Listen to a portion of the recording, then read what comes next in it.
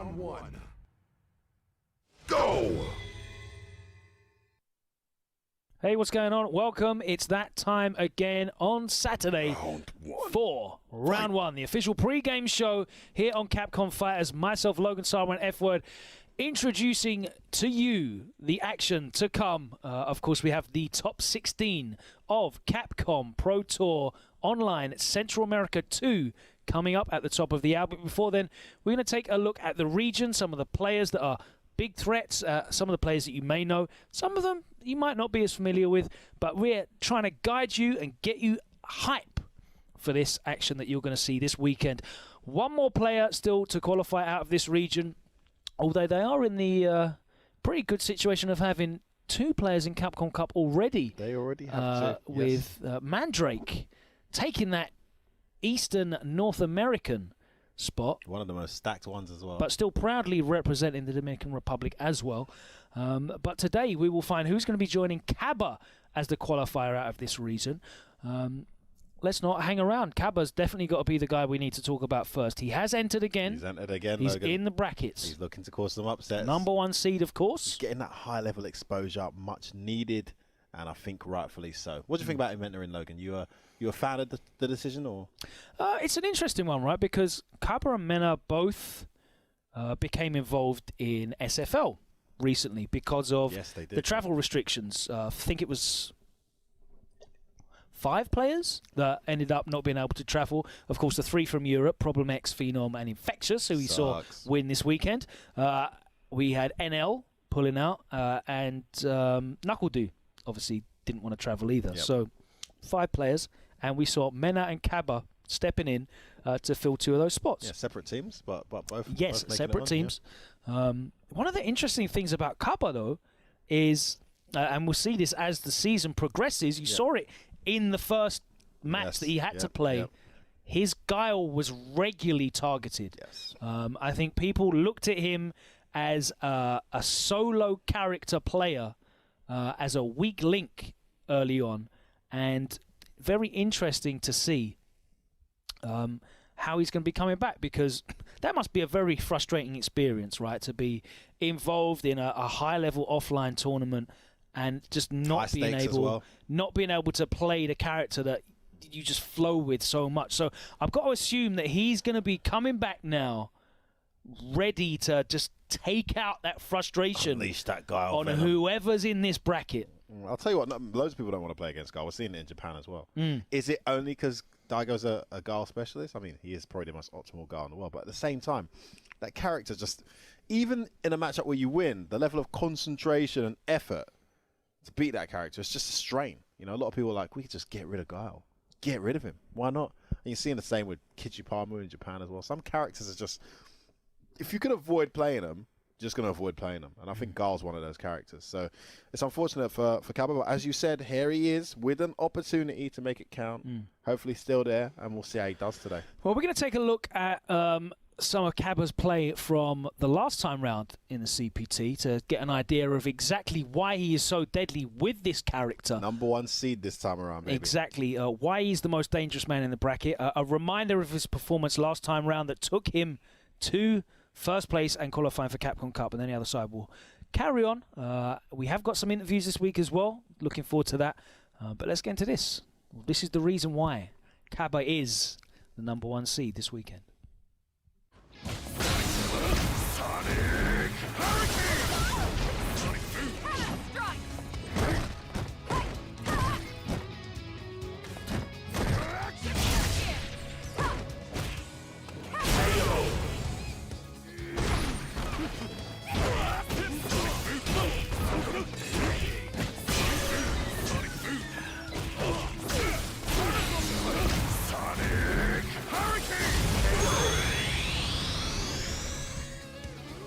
Oh, does get in. Yes, the juggle points right there are going to allow for the DP afterwards, but no, the throw's a little bit too early, and now he gets counter hit. V-trigger activation. There's going to be a lot of damage here from...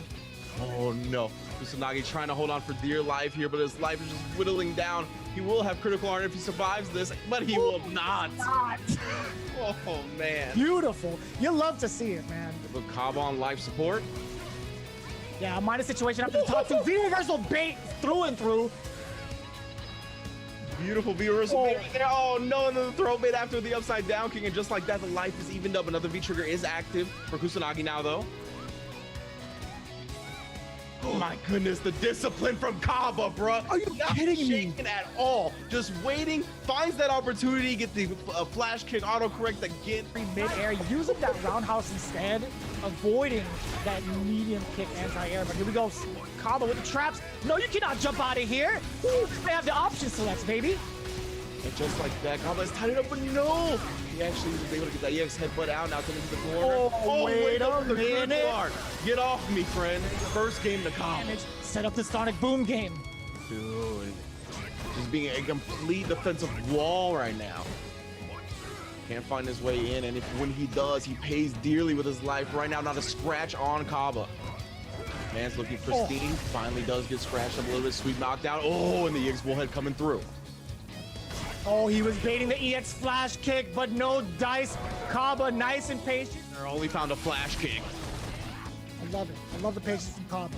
Doesn't matter what side, he's gonna flash kick the hell out of it. Forward throws in his corner. Not quite yet, but the punish on the sweep is there. Cabba in the right range for Sonic Booms. This is the perfect range, actually, to bully him in this corner and keep him there. No sides, no stand switch here. Yeah, and Doomstick doesn't have any meter as well, so he can't blow through those Sonic Booms as easily. Does have a V-Trigger on deck. That's why he may be looking for the slide, however. Perfect. Making sure combos. There you go, some more air-to-airs coming out from Doomstick. Now he can't get bullied in the air, but he does, and that's exactly why you can't afford that. Cabba gonna close this out and put himself in winner side grand finals 3-1. Have you saw him try to use the EX Fireball for plus frames afterwards, but it did not pay off. Now Cabba half and half suplex in the corner. Let me see something. Nice Flash kick. Oh, again, now he's gonna get the knockdown. Oh, and baits it out beautifully. Cabba, 1 round to him in this game 3. I was about to say, both of these guys were duking it out close quarters up until the point Cabba got the life from Dustin again. Backs off so slightly, and nice and easy. He tries to lock him down. Love that V-reversal right there from Cabba. Just get that space back, put some gray life on him. Oh, catches on the gray life, and there it is. The target combo finishes the job, and Cabba is your Central America qualifier for Capcom. There you have it. What a performance. What a dominating performance from the one and only, yes, I'm going to do it, Mr. Loverman, Cabba. Boom. Yeah, it's appropriate, Logan, considering he's a qualified. Caribbean influence as well, I guess. Exactly. It just flows so well with that guy. I hope he does a walkout in the finals, and, you know, they can put me there. I can fly over there, and I can do that for him on the mic as well. I'm sure Capcom would have me just for that reason alone. I have one question as well, and I suppose this is going to apply to Mena also.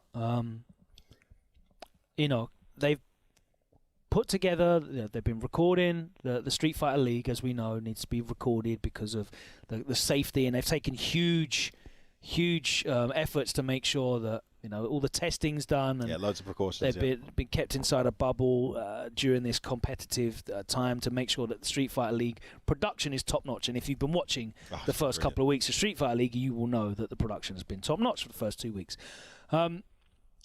Also, you're in a bubble with, what is it?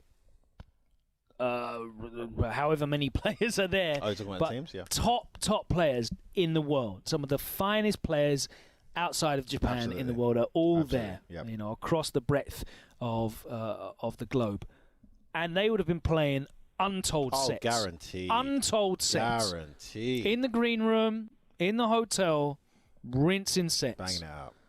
That's a good thing, because they're going to be super sharp. Yeah. Yeah. You've been playing the best in the world.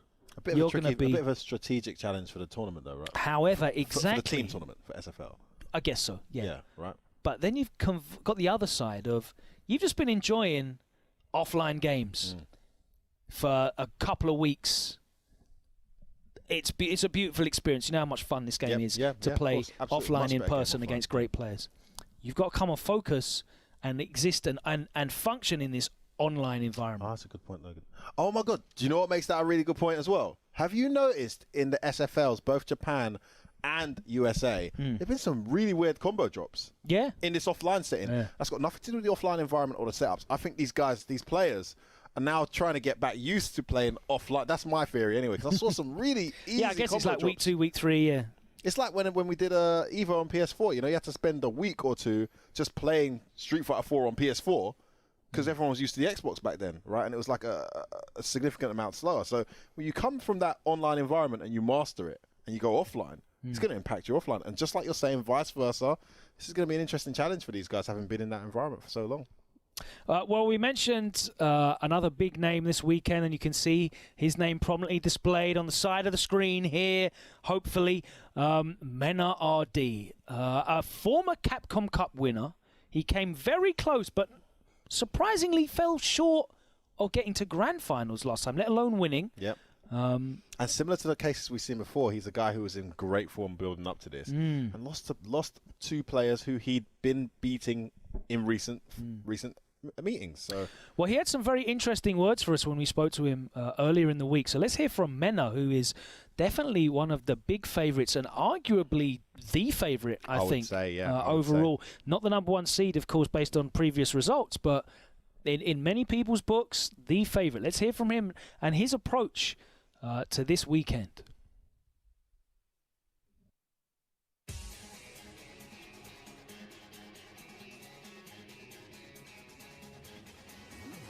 I was very happy. I was very pleased that Cabba won one of the spots to the Capcom Cup. Went to the Dominican player, especially he beat me to get to the winners final. So I lost to a fellow Dominican player and the champion of the tournament. That made me feel very happy.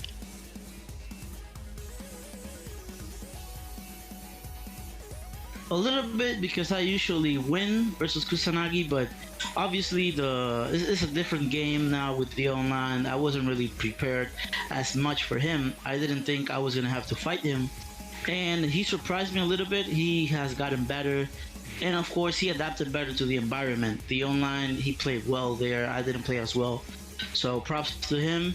But this time I think I will be more ready.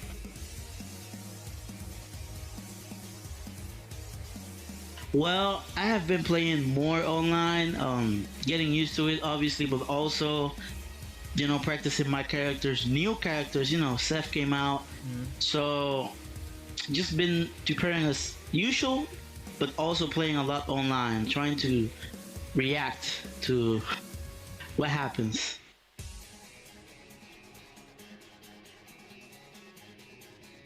Well, you know, I'm using more Seth. Seth is a character like he doesn't really have to confirm that much. Like it's better if you confirm, but if you don't, it's alright.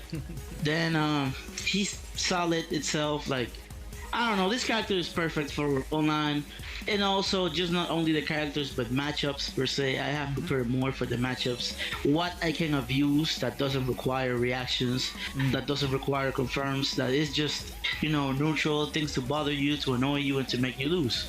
So that's the different approach this time. That type of character that don't really have to see what you did, punish you, but just remember the last interaction and then just change it and nothing happens. They have advantage online, like, you know, Guile, Bison, very, very strong characters online.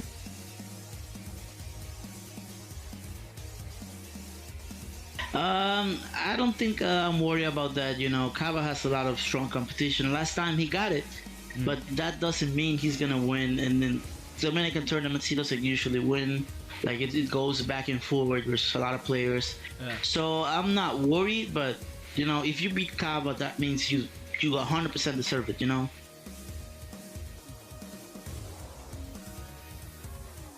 Well, I'm very happy about that with Mandrick and Cabba there, but also I won 3. You know, I will work very hard for that third to be me, but also I will be just as happy if a Dominican player makes it. We already have a lot of Latin American players. We have Piccolo, we have Jalex, but I don't know. I want another Dominican player, and I will work very hard to do that.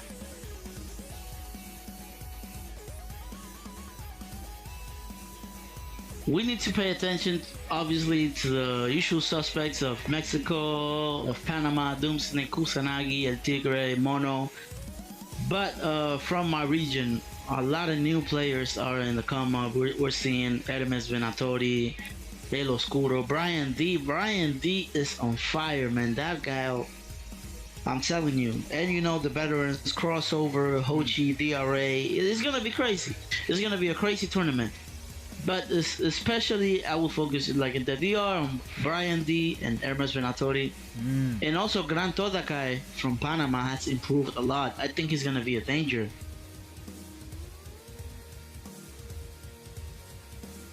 Last time I wasn't as confident. This time I'm 90% confident I can win this tournament. And now I'm super confident now. Now I'm way more confident. I feel stronger. Cabba is not in the bracket, you know, it's gonna be easier for me too, so I think I'm gonna be the next player to make it into Capcom Cup. If it doesn't happen, it's okay. Someone from my region will make it anyway, but I have a feeling it will be me.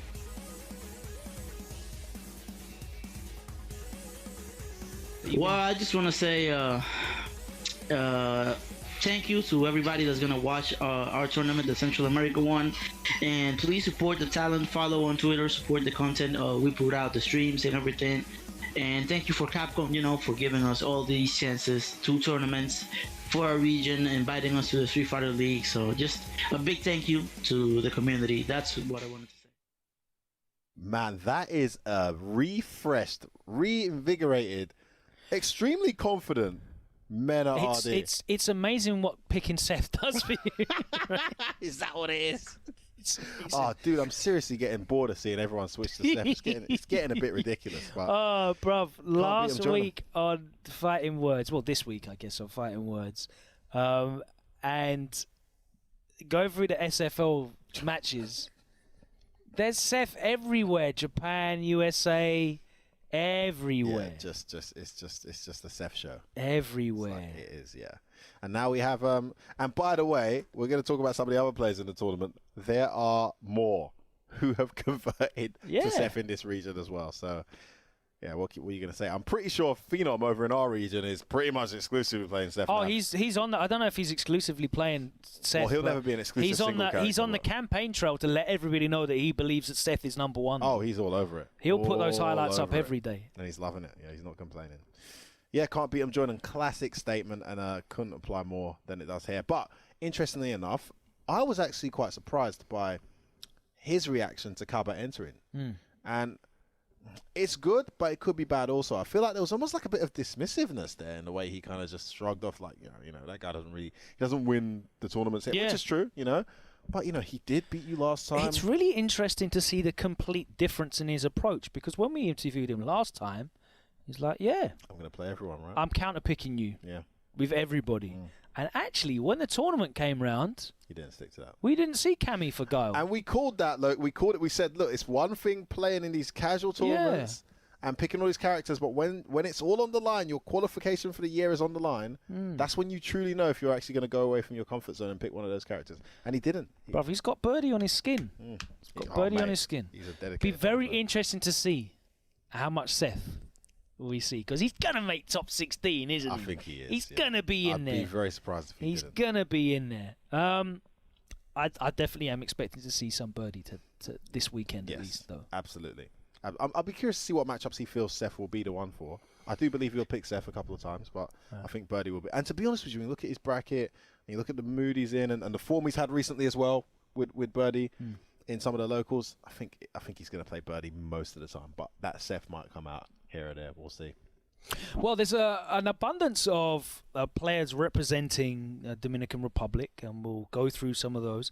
Number of threats in there from Mexico as well.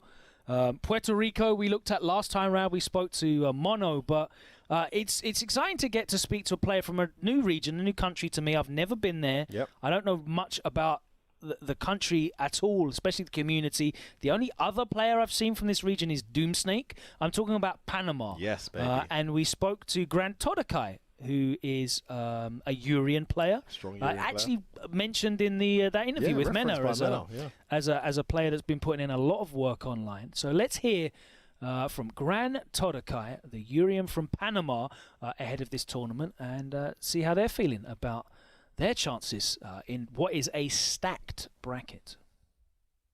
My name is Ricardo Mosquera. I am a Street Fighter V player from Panama, second best player here. I go by the name of Gran Totokai, and I am a up-and-coming player who is looking to travel more and more to get better and improve, and my aim is to be one of the best players in the world. My playstyle regarding Street Fighter V mostly is more technical than anything else. I like heavy mix-ups. I like where people have to guess where they don't know where to block, if they have to throw, or don't know if they gotta get hit. I used to play Blanca for the same reasons, like a really gimmicky character. An animal, delicious. That's that room music. Food. I said music. What? Nani? Oh, get over like me. That tag activation off of the suite, very common. Don't panic, baby. You got. Yeah. That's what I'm talking about. In critical art rates to probably chip him out. Hands on enemy. Yes. Yo, he's praying to the gods. Pan over to him. Pan over to him.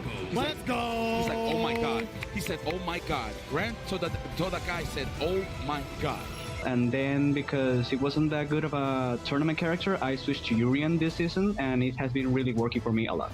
Well, my dedication this past month for Street Fighter 5 in general has been more training with someone right now. You could say Dr. African and the rest of the EX Dojo, but mainly Espada has been my mentors through online and Discord calls, telling me what is best here, what I can do better here, analyzing my replays, analyzing my playstyle, and they have been coaching me a lot recently every now and then. I've been entering online tournaments when I can.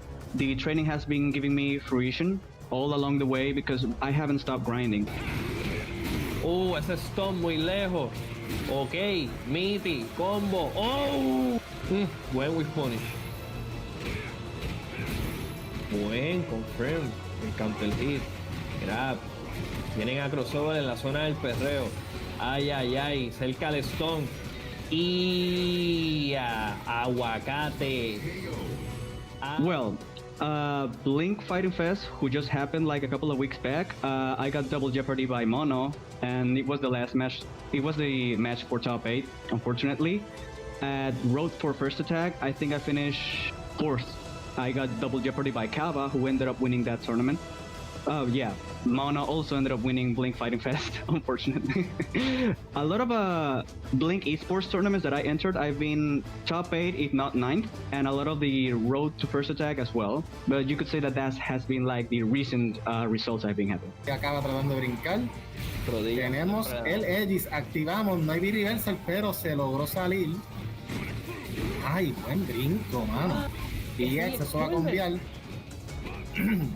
Ok, throw en pared, estamos vida. Y el counter hit, pero esto no va a matar. Y el back throw para llevarse ese round. I feel that to finally set foot on that realm, I will need to travel more when COVID goes away. Online, unfortunately, we all know it's not the best experience that we can have. We all know that lag is the first enemy that we all have in this kind of tournaments. Unfortunately, like I said, Cabba, when he double jeoparded me at Road to First Attack, not today, maybe not tomorrow, but I know someday I will set foot on that realm that you top players are at no matter what. And I know that if I keep traveling and I keep grinding, I know 100% I will set foot on that realm with them. Throw en pared, volvemos a presión en pared. Buen chimi de parte. Ay, pero le pegamos el EX Headbutt. Fue en el aire. Buena conversión, estábamos ready. ¿Podrá matar? No. Activamos. Wow. Ese es fuerte. Oh, Y el counter hit. yo creo que lo baitió. Wake up super. ¿Pegará? No. Ay, ay, ay, ay, ay. The thing is that obviously Panama is such a small country that we have a hard time getting people into fighting games because we obviously have to compete with new bloods getting attracted to FPSs, League of Legends, Overwatch.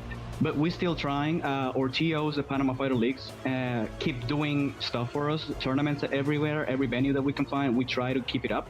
More people are getting interested in the game, and we're trying to cultivate that as humble as we can. Right now, there are two really, really good players that are new blood. They have been giving me trouble. Doomsnake has been having trouble with them because he's the one teaching them. Their names would be Astro. Astro doesn't play ranked at all. He only plays with us. And Shune Master. I feel that if both of them keep grinding, they could surely be a good add to the Panama FGC as a whole. No hay barra, fallamos y pegamos un throw. Y wake up slide a B-Trigger. Y medium kick a B-Trigger, esto va a matar. Ok, Totokai está consiguiendo. If Cabba plays for real, like he did in the first CPT, he could win again. Like, no, hands down, to me, Cabba is the best player overall in the whole tournament. Kusanagi is just one really good player, like at his finest in Latin America.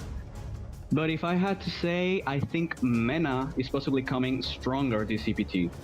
Like, last CPT, he lost to Cabba and then he lost to Kusanagi, but I think he will be coming this CPT more stronger and hungry for that victory because we all know Mena wants to be Capcom Cup again because last year he could not qualify. So I think that Mena will be definitely coming stronger this CPT.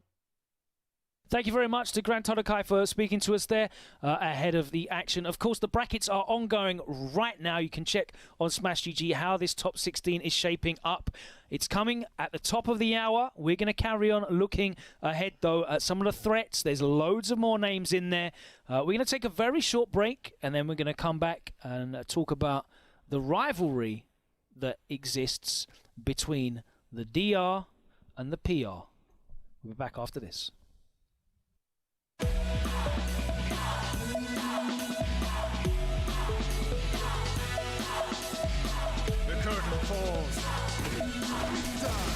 I'll take you downtown.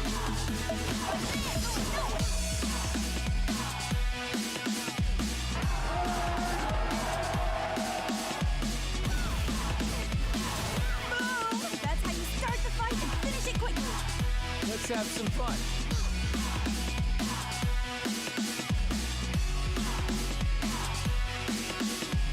Let me zap you. Here we go. Whip up! That's that. Terrific wing!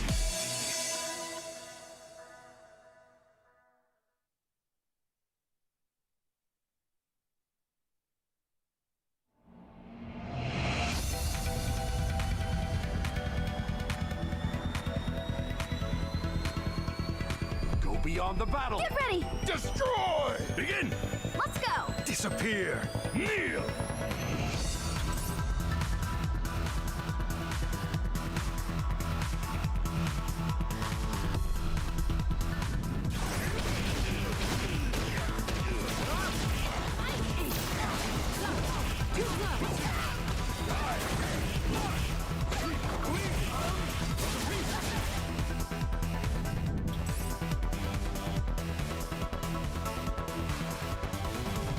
You do not have the strength to crush the spirit of the king. All right. I really like to exercise. And training is a lot of fun. Time to meet your death. 5 insects. Pull out all the stuff.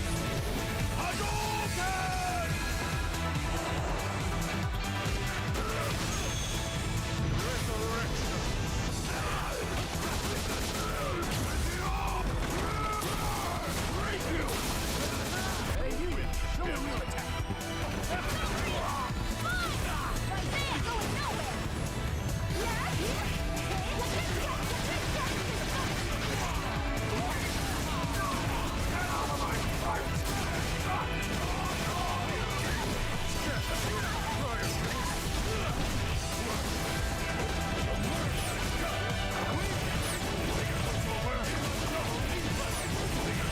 Witness the power of the continental. This is the power of the king.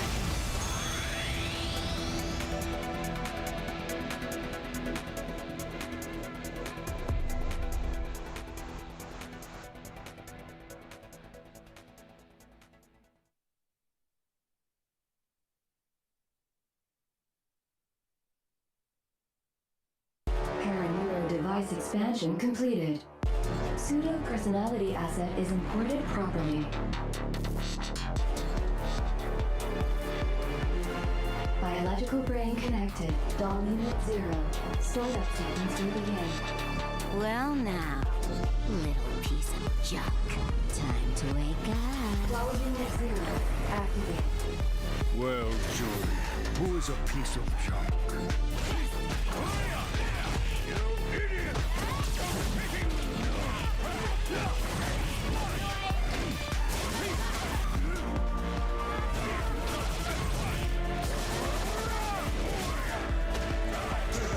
Show me everything.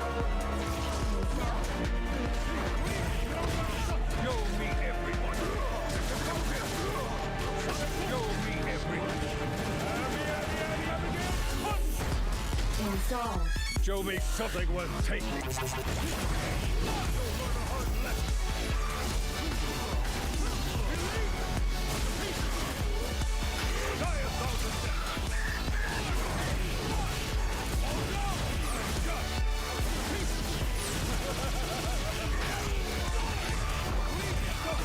Your data is now useless. Witness the power of the content engine. This is the power of the king! Your data will reside in me for eternity.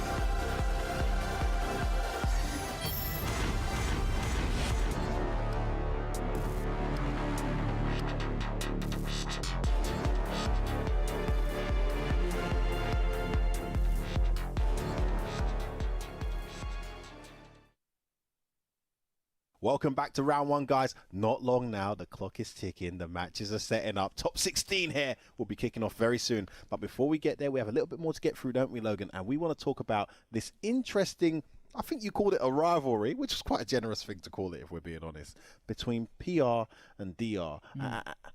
What do we want to analyze here, Logan? Well, you have to be honest and say that the Dominican Republic is the powerhouse in this region. By miles. Right?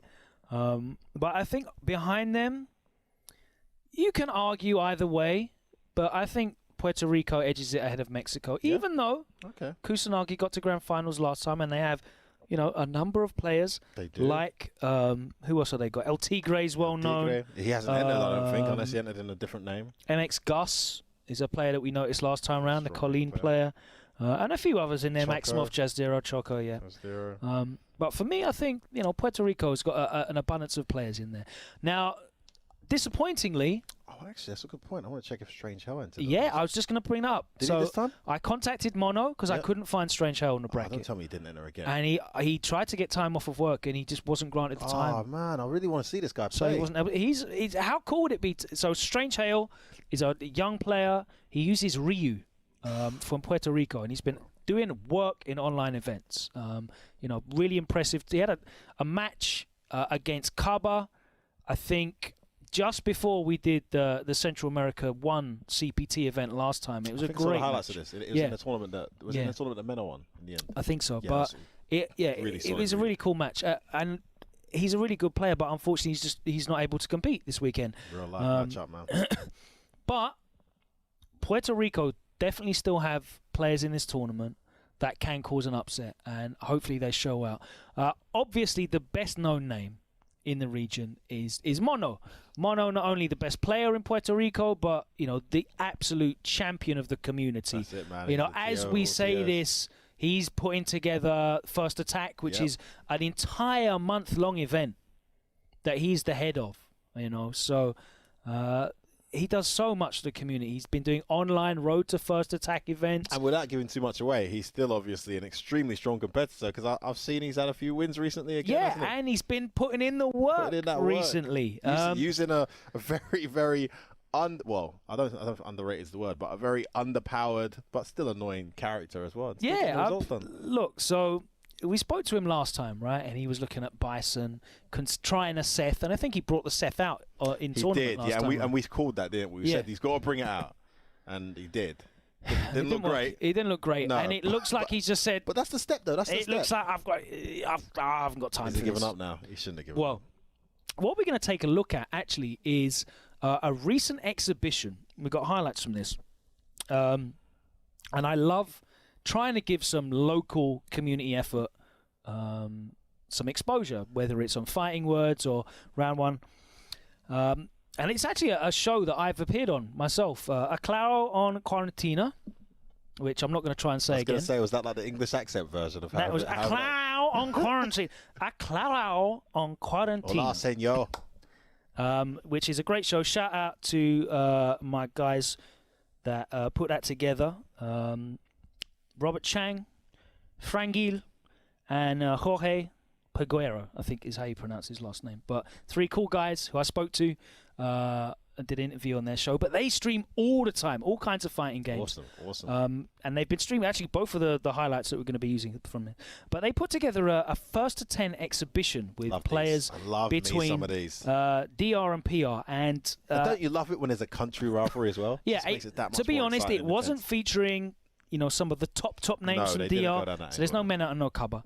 But there's no Joshi or crossover either. But we're going to be watching some highlights now from Mono versus Hermes Venatori, who's a player that is spoken of very, very highly. We've got Braulio the Evil versus AJ Martinez, who is a young Colleen, who I think is definitely very good from Puerto Rico. And then we've got Louis Man, the dangerous sim, who's still, you know, where did he finish last time round? Let me pull that up. I've got those numbers. 17th last time, I want to say 17th. He might have been in the top 16, actually. He was 17th last time round. Yeah. Louis Man against Olivo, the Honda. Olivo, big up Olivo, man. So let's take a look at these highlights of some of these players that you are probably going to see in this top 16 at some point. We're back on the other side to talk about more threats. Aquí viene el hombre con su carácter, aprovechando de Halo de una vez de que ¿por qué no trajo el carácter? No, es que a él le pidieron a fan. El Menatori dijo, yo quiero un 10 con ese fan que me dio Candelo, me dio por el cabezo en el Blink Fighting Fest 2020. Y entonces nuestro hermano Mono siempre complaciendo peticiones, y creo que esto va a ser un perfect técnico aquí, porque nada más es ruso. Efectivamente, como que nada es nada. El escape que tiene, mira eso hace la tarea, mira, eso hace la tarea. Mira, convertir aquí, confirmar, después del Jimmy. Oh, muy inteligente aquí, Mono, haciendo ese movimiento que se desaparece, prácticamente se vuelve el piso. No quiere usar el B-Reversal y lo sabe, pero Mono... Camina hacia atrás. Lo hizo 3 veces y la gente a veces no se sabe por qué le está haciendo eso. Lo que le está provocando precisamente, date medio camino hacia atrás, ven, hazme el reversal, que tú estás en la esquina, tú quieres salir de la esquina, y con eso se lo vaya. Sorry, vamos, que tú puedes, no me dejes toda la carga a mí. Buena la conversión, bueno, vio algo el Jimmy.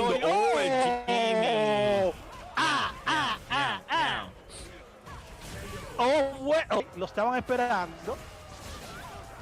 Muy buena ahora. Oh, qué bien de parte de Venatori, digo, de Mono. Llegó el stun. Y en la esquina viene el combo. Cuidadito con lo que pasa aquí. A la ambigüedad. Reversa de parte de Karim. Salte Levi, le entra con la patada media. Saltico nuevamente. Lo estaba esperando Karim. La magia de G. Prenden el vestido de Karim. Cuidado. El reset, la cancelación. Y continúa el ataque. Va a conseguir. Está a punto de conseguir el stun. Vamos a ver. Se bombea Jay Martínez con la... Quitarse el sombrero, ya que él tiene uno bien grande. Aquí la plancha en el cross-up, ñao, activación, el reset, no logró, el critical, miren a qué distancia agarró ese Command Grab, señores, ñao, lo dejó con 0.01, el overhead, muy buena la defensa, y cuidado que esto puede hacerte un problema, pero el brinco Chevy haciendo lo propio, tiene presidencial en el nivel 1, el Fireball, avanza con el pequeño. El flip no puedes brincar. Stone City viene con el ñao. Dropeó ahí el combito porque ese combo después de... Bueno, no lo de una forma en la que tampoco la de G se castiga, a excepción de ciertos caracteres que hacen... eso sí duele. Sí, porque mira, le cambia Residentiality y no le pegó el critical. Cosa rara en el Evil. Aquí sí se lo va a pegar, sí. Sí, lo mareó. Pero le da tiempo a pegarle el ñao. Y chiqui pam pam. Right there. Con tremendo castigo. Sí, es que el carácter hace eso, por eso que ellos utilizan eso, no porque ellos sepan que viene el Jimmy. Mira cómo se la tiran ahí. ¿Cuándo la ha tirado? Como 18 veces. No, obviamente ya tiene la ventaja con esa media. Otra vez, míralo ahí. Backdash, barredora. De nuevo. Lo mató a eso. Está siendo difícil detener a AJ con esta embestida. 4 pisadas tiene. Vamos a ver ahora qué va a pasar. Entra, lo estaba esperando con la patada fuerte ahora Braulio al juego de Fireball.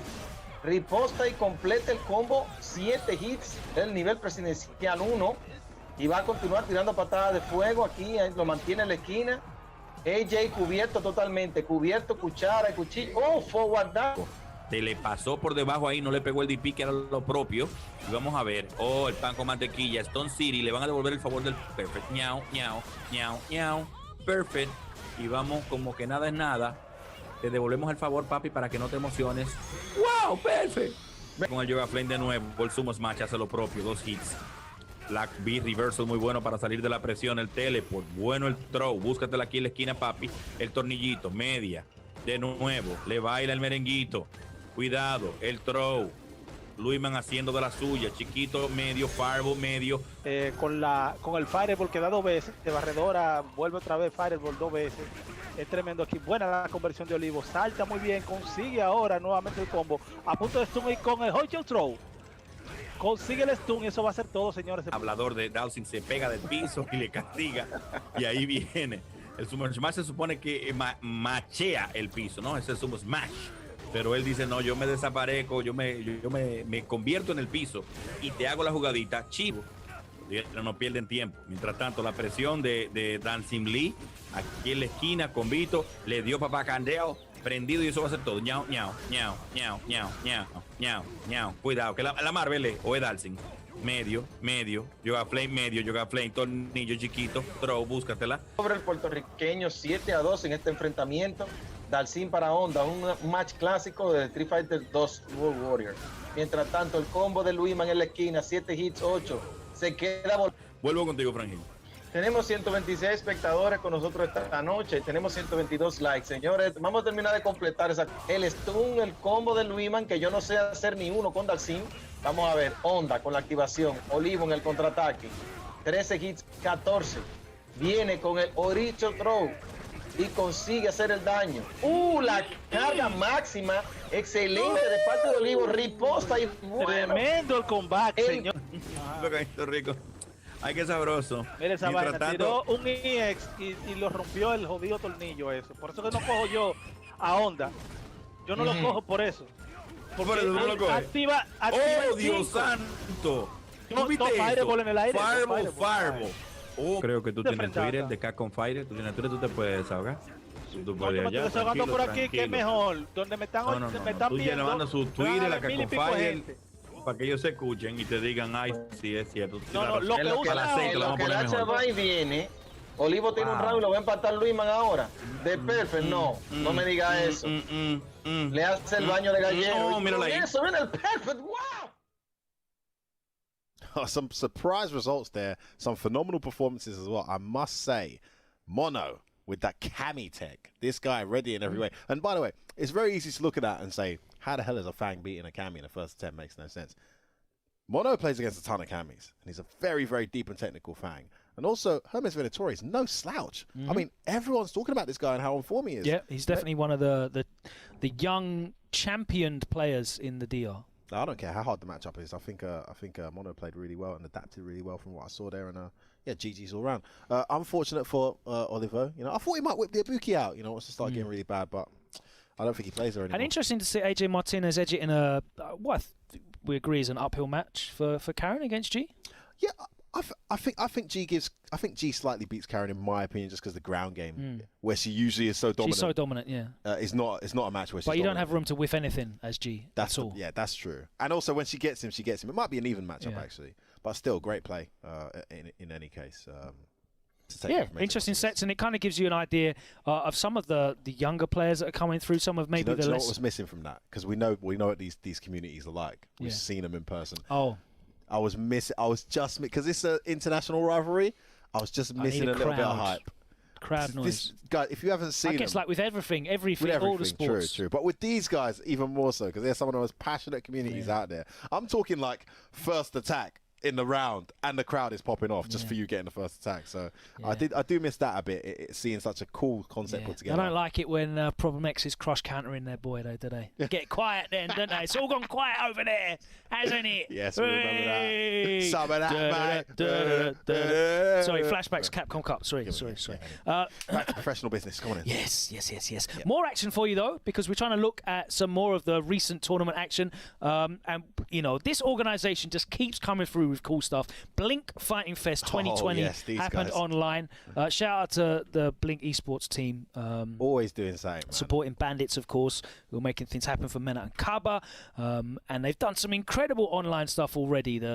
Just the way that they presented the All-Stars event, top notch. But Blink Fighting Fest happened online, and it happened a couple of weeks ago, I think, when Mena and Cabba weren't here. So we saw a really, really strong lineup of players in this top 8. So I don't want to spoil it for you. Let's run the highlights from this top 8. We'll talk on the other side. Pay attention to some of the players you see, and you might see a familiar player in the grand finals taking it all.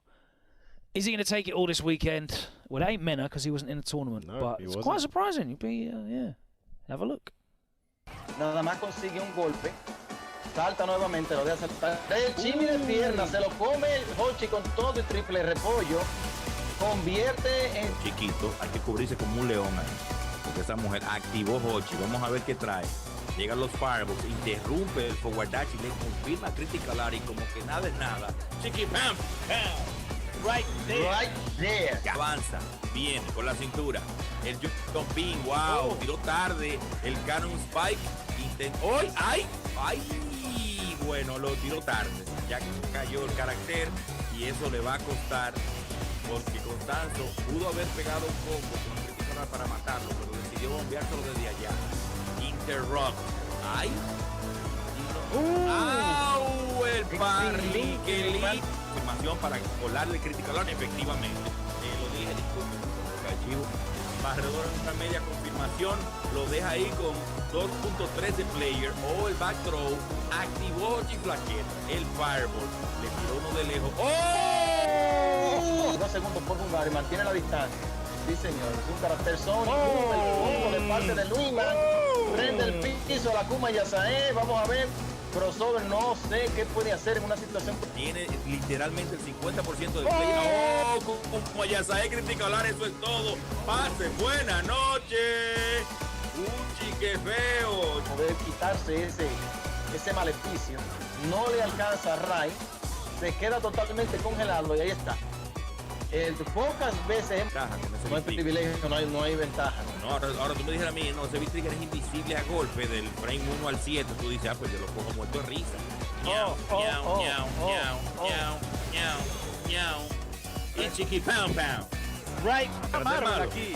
Esto es la Marvel aquí. Bueno, saltó con el salto King of Fighter aquí. Uchi. Entonces, oye el punto pequeño. No pegó el target ahí. Activa Colin. Oh, muy bueno. El Axe Sticky X. No brinque, papi. No brinque, bebé. Ñau, ñau, ñau, ñau, ñau. Wow. El overhead que sirve, bueno, el antiaéreo que sirve como launcher también. Ay, ñau, ñau, ñau, ñau, ñau, ñau. Stone City. Y ahora viene la gana. Ñau, ñau. Ñau, ñau. Con el, obviamente con todo el scaling no iba a ser. ¡Oh! Aquí se te. Oh, ¡qué rico! ¡Oh! Mira. Llevando la ventaja. El cross y viene el problema. Aquí te ponen a adivinar de parte de Pan. Remolacha fina. Cami con el sal. Tira la patada. Entre el combo y vamos para 100. Y esto va a ser todo. Y de esta forma se anota Venatori el segundo round de la mano número 2. Díganse. Le pegan el fireball en la boca, vuelven y le pegan el otro fireball. Esto duele, sí. Qué feo. La combinación con el Critical Art se confió. De Akuma, Wiman con el tornillo que te dan el dedo grande del pie. Akuma riposta, 7 hits. Hoshi en counter. Continúa el daño, lo tiene a punto de stun, lo consigue. Stone City, ñau, ñau, ñau, ñau, ñau. Tiene una barra, cuidadito con Hoshi. Cuidadito. No es suficiente el vital para aguantar un combo de los dedos al fin. Tiene que esperar a ver qué puede hacer para recuperar. Y mírenlo ahí. No, round one fight, los muchachos ya está envenenado el hombre. Trompón fuerte, brinca, ven, cae aquí en la remolacha, patada pequeña, chiquito, medio, el geyser del poison, las remolachas, el trouble skin, ven papi, búscatela aquí, activa, le pegan el Totokai, envenenado de nuevo, 1, 2, 3, 1, 2, 3, mariposa, que vamos a ver. Pero estaré garantizando 100 $100. Oh, esto va a doler. Se acabó. No. Lo dejó ahí para poder pegar ese ambiente. Sí, lo engañó totalmente. Que para colmo de males, si lo acorrala, el Libertad se embala. En la cárcel el Jimmy de pierna. El back throw de parte del comendador. Intentó el hacha que estaba en el aire. Viene con bicho. El DP, muy bueno, castigando ahí. Qué buena la suspensión. Y eso va a ser todo. Y se para. Vuelve otra vez, le pega la pata fuerte. La conversión de mono, comienzan los problemas. Aquí viene la activación. Precisamente. Ahora vienen las remolachas que son dobles. Un primer throw. Si sigue la presión en la esquina. Remolacha, brinca, salta. Otro throw y se acabó el round. Hasta ahora. Y por lo tanto estamos ante el último match. Continúa el combo, consigue el stun y dice ñau. En 20. Intercambio de golpes. Luima envenenado. Vital en 5. Reversal de parte de Luima. Mono agresivo. No se detiene y con ese instant overhead se convierte en Mono directo de la vecina isla de Puerto Rico en el campeón de Street Fighter 5. Dude. Doing it again. This guy signs for big tournaments with his left hand and whoops butt in the game with his right hand. I mean, how is he this good with such a trash character in many people's opinion, right? I mean, the character's a scumbag, but at the same time, it's really shouldn't be winning any tournaments. In a region that I don't care what anyone says, this is a legit region. We've seen too much talent come from this region now. Even without Mena and Cabba there's some serious talent that entered this tournament. I'm not going to lie, I'm surprised to see Fang and Dalsim in a grand final. Yeah, that's Shout out to Louis, man, because he got to grand finals in winners, but yeah, Mono bringing it through. Jockey's a player that we may have forgotten, overlooked a little bit, but I'll never forget that he guy. is very talented. Dresses immaculately as well. Another big reveal. You kind of hinted it earlier on in the show. Yeah, tell him, Logan. Crossover has crossed over to the dark side on the character select screen. He's decided that this form is perfect. Show me something Seth. worth taking. I'll tell you what's really interesting about that. Crossover obviously played a very weak character before, so it makes sense that he wants to upgrade to Seth, right? Because this is an upgrade. That's like a lateral move, like top tier to top tier. It's like, what's he done there exactly? Top tier to top tier. MX Gus looking strong as well. The Colleen impressed us last time round. Looking forward to seeing that Mexican Colleen player. Again, Hermes Venatori finishing top 8. DR Ray, wasn't he really impressive last time round? Super impressive. And this guy, he has these days where he just beats the best in the world, right? I only saw him using Vega in this top 8. Yeah, which tells me one and done in losers. You know? And then a player that I don't know a lot about, but then I'm picking Seth is in the bracket as well. Speaking of brackets, let's take a last look at them because the action's coming up. Getting closer now. Literally a couple of minutes. Top of the hour, you're going to be getting the top 16 in full. But let's take a browse through these pools. Of course, pool 1 has your number 1 seed. It's Cabba. Mr. Loverman. Cabba. He's in there alongside Bushin Master. And Louis Man, who both finished 17th last time round. Great performances from those And you've guys. got Phantom Miria with her dangerous Chun-Li playing out of Mexico as well. Yeah, Phantom Miria entering the Mexican tournament, which is really cool. We'll see how she does. Always improving as well from what I've seen. Yeah, Pool 2's got Kusanagi, second place last time with Sakura. Alexis Pinto, who finished 17th last time round. I mean, Kusanagi was kind of the MVP, I must say, last time. For me, anyway. Yeah, I mean, we spent a lot of time with you breaking down the play, using both V-triggers. The shimmy game was crazy. The pressure game was mad. I'm actually, and with Cabba being already qualified, because I feel like that was the blocker for him. I'm torn between who I'm going for, Logan, between him and MenaRD, but we'll decide at the end of the show. We've got a few minutes left. As we mentioned, the Seth player Neno Pekin is in there. Phoenix, RD, and Maximov, the Mexican Rashid, who finished 17th last time, is in Pool 2. That's kind of stacked. 5 players that I recognise. We move on to Pool 3, and the only players that I could really pick out that I recognised was Doomsnake out of Panama, using Claw. And Hermes Venatori, the Cami from the DR. Other than that, I couldn't make out a lot of the players. That may be ignorance to me, but I've looked at some of the tournament results and didn't recognise a great deal. Moving on to Pool 4, you've got Mena, the favourite, of course. He might have to play Olivo in his first game, which is not a gimme. You know, online Honda in your first game. Who does he use for that as well, right? It is who knows? It's a dilemma straight away. You've got Zeromex, the boxer in there, and Hokuto, who uses Vega and can't use that new Karin costume, unfortunately. They might learn Karin in the space of a week. You never know. Moving into the bottom half, you've got Pool 5 with MX Gus, Crossover, and AJ Martinez. That is a stacked pool of talent. Pool is That's scary. like they're all the players that you expect to see vying it out for top 16, but only 2 of those can make it out. That's going to be very difficult. Pool 6 has got Mono, who has to be one of the favourites. I'm expecting to see Mono. Right? He's on fire. I'm expecting to see Mono in top 8. Top 8? I'm expecting to see Mono in top 8. Wow. But in that pool, you have Yoki, the Akuma. Always a threat. And also another young player that Mena put us onto, Brian D. That's the guy. The other Guile from the Dominican Republic. The on fire. So it'll be very well. interesting to see how Pool 6 turns out, because obviously only 2 players can get out of these pools. Pool 7 is a lot thinner. You've got Jazdero and Gamma. They're the only players that I could see in Pool 7. I didn't see any real big standout names in Pool 7. It's interesting how that one's played out. And Pool 8 is jam-packed. Pool 8 is jam-packed. You got DRA, the top seed there. Braulio the Evil with his G. Gran Totokai, who we spoke to. Urian. We've got Choco in there with Nakali and Lilo, who I think I remember is a boxer player. Lilo had a decent run last time. Yeah. 5 players in there. You have that disparity, though, of course, where the seeding is based on Pro Tour and that kind of stuff. How you do in your local rankings, in your local community events, not necessarily generally doesn't make any difference on the events brackets. So I'm really looking forward to it. Top 16 is coming real soon. Do you want to do a prediction now?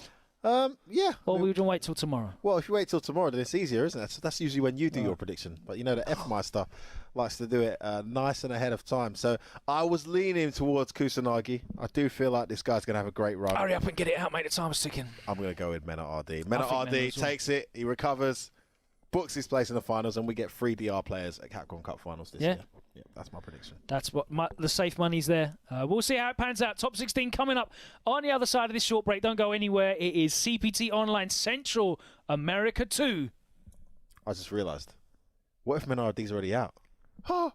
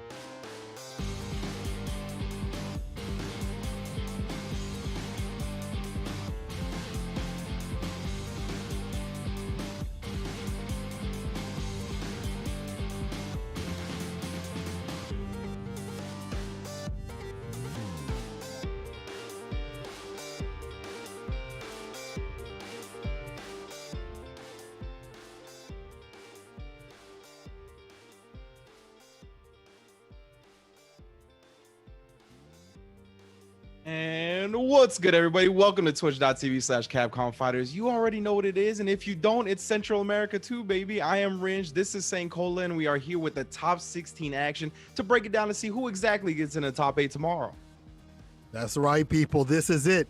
This is it. I say this so much because this is the last chance. This is the last spot. There's a 2 for a reason, because this is the last shot for all these competitors in this top 16, all the way to the top 8, all the way to the first place. And let's take a look at the menu. At the top of the list, we got Louis Man 20 going up against Malio, the Evil. Man, you know that dude's got to have something in his pocket. His name is the Evil on the end right there. And then on the other side of Winner's Things is Bandits MenaRD versus Bandits crossover. That's going to be a bit of a team kill. Ridge, what do we have on the loser side of things?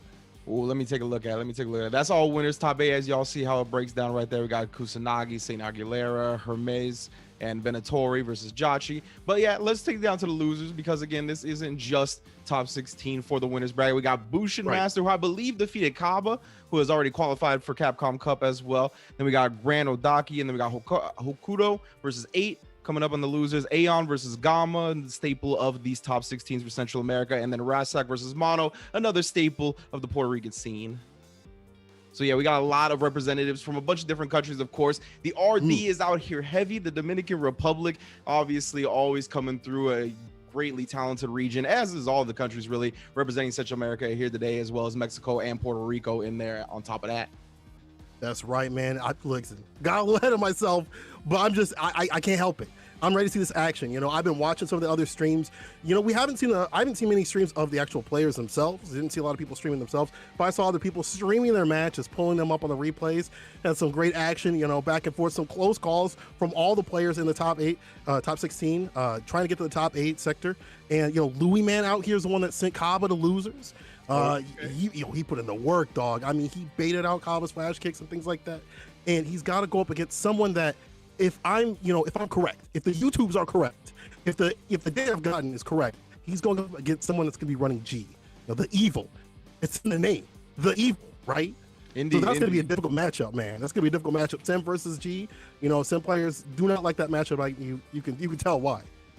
Yeah, and you know, you got to have a little evil in you to play G, you know what I'm saying? I'm saying that as a G player myself, you know what I mean? You got to enjoy the assault that comes from the opponent when it comes to getting command grabbed, when it comes to leveling up the president, right? You just get you get so privileged when you get leveled up. It feels great. You get the extra fireballs, the extra juggle points. Of course, we all know what G does. And on the other side, Louis Man, he's rocking the Dawson in his profile picture. If that's the case, then, you know, he's going to have a little bit of a tough time once G gets in. But of course, Dawson, neutral game, 85% of the screen normals. He can keep him out if he plays it well. So it's going to be an interesting matchup for sure. That's right, people. Let's see what happens in this first match of top 16. Oh, we're gonna get we're gonna have to actually wait a second. It looks like they picked the wrong stage, but that's okay. You know, things happen. I know, you know, when you run in them ranked matches, in between and things, you just trying to, like, you know, get some matches in between and you just forget. But that's okay. They're gonna, you know, hopefully, you know, make this a quick one, and we'll get right back into it for the people.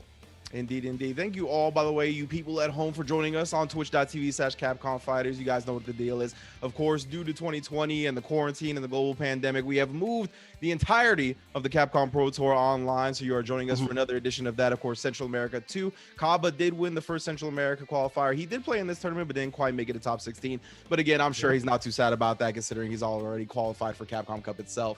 But yeah, thank you guys all once again for the top 16 today that you're joining us for. But again, top 8 is going to be tomorrow, right here, same place, same time. It'll be about 5 p.m. Pacific time, and then of course on twitch.tv/Capcom Fighters. So if you're in the right place right now, you'll be in the right place tomorrow. You don't got to worry about that.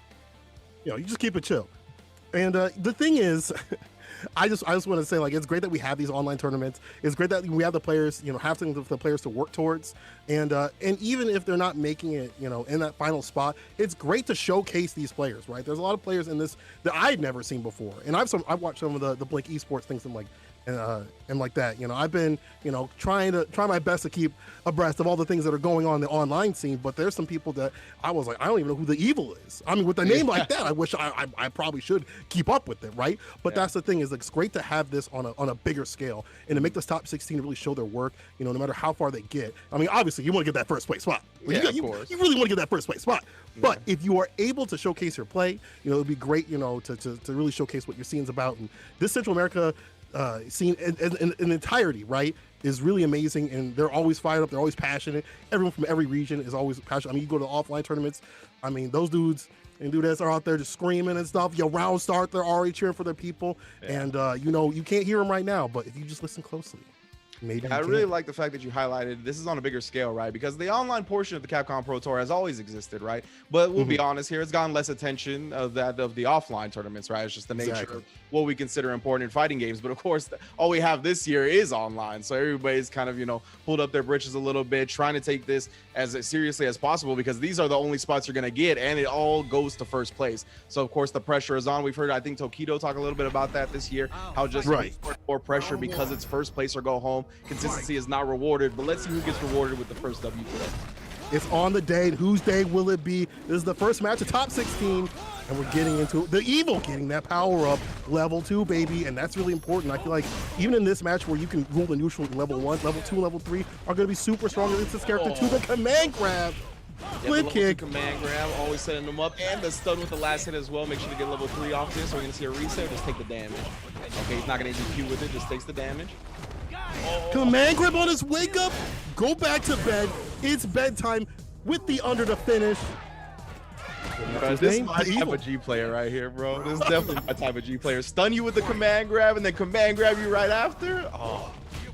But you gotta take those rounds in stride and say it's gonna happen like that, but it's gonna happen like this with the CA round start, trying to put the damage on the deck in the distance. Oh, he's going in. Never mind. V-trigger activation. Louis Man switching sides, trading places, trading spaces. Yeah, I was gonna say now he's my type of Dawson player. Just wake up with the short slide and the V-trigger. I mess with that. Oh no, couldn't complete the combo right there. Just going with the Sand Fierce afterwards. Now trying to keep him back at bay. Level 2 President, so he's gonna have an extra hit on those fireballs as well. Oh, and he tried to blow through the normal with the EX. Activation time. This is where G loves to play. This is how he wins. Falls on the firewall though. The Evil trying to get caught. Gets caught by the Gale. Though the splash, we ain't staying dry out here. Wet and Wild. The Evil. Yeah, Louis Man had another opportunity to make the most of it right there, right? Because we didn't see the EX confirmed from the double lights, the crouch jab into the crouch short. There was nothing there. You need to do it in reverse to do it properly. But because of that, he had a window. Louis Man had a window with the Dawson, but couldn't make the most of it. And of course, once you're dealing with that G leveled up, man, it's always hard. And it always puts so much fear in your heart. You got to make sure you maintain your composure. But big ups to Malio with the first W. I mean, this is the thing where I feel like one of the win conditions will be to, can I make this dude V reversal, right? Obviously, if he's level 3, it's just going to be almost like being a V trigger, but can I make him V reversal? Can I eliminate that state of V trigger? I got to put the pressure on this character. On the other hand, of things of G, on the defense, it's a little bit difficult for him. He doesn't have a 3 frank, doesn't really have a reversal. He just has to spend that CA when he has it. And right now you're seeing here the pressure from Louis Man to keep things going, almost a stun. Yeah, I'm surprised Malio just keeping his aggression up, considering the stun bar was very close, but now it's draining, and he's going to definitely rely on this V-skill a lot. Nice job just floating right outside that crouch fierce range, and now completely controlling the neutral. Oh, does get the counter hit combo, but not the flame connector. In the jump back, I love the fadeaway right there. Louis Man looking a lot better, and that I like that. Round start, first 10 seconds, 20 seconds in, let me get that lead, and let me try to hold that, and let you come to me. Ooh, great jab anti-air there as well. Does get the counter hit on the light kick, so he's able to confirm into the yoga flame. Using that movement, using that distance, but gets under. Push to the corner. Nice anti-air though. Yeah, this is a beautiful Dawson play from Louis Man here in game 2. Again, a great anti-air and the dash under as well to mix him up. Reset as well, just tack on a little bit of damage. Wait a minute, we're gonna get a lot of damage now.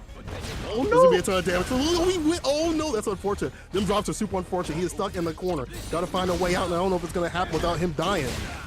Under flip kick, V reversal. Ooh, I had to do it. Yeah, very scary couple of last seconds of that round, because he did the V reversal, right, put the gray life on him, and then he tried the yoga sniper, thinking that it would be enough to actually kill him. Wasn't, and then we saw Malio actually get up in there, right, but no punish on the landing, no offense really gained on the landing, and because of that, it's going to be 1-up. You got to double tap, dog. You got to double tap. You got to make sure the deed is done. Now we're 1-1 between the two players right here, and you see Louis Man's his approach entirely has changed. It's all about the aggression. Let me get in there and start my play, right? I don't want G to start his, because we saw what happened before in the first match. Yeah, man, look, at least he's still punishing to level 2. Oh, but yeah, he's going to get the combo off of that because of the level up now. He had no counter hit on that jab, so he couldn't go into stand medium punch. I like that, interrupting with the mediums right there, checking him so he can't do the fireballs. If you're trying to come in, you're gonna get hurt. He's trying to jump in, side switch, EX. I love him just using the movement of this character. You know, switching sides, staying outside the corner, knowing what could happen.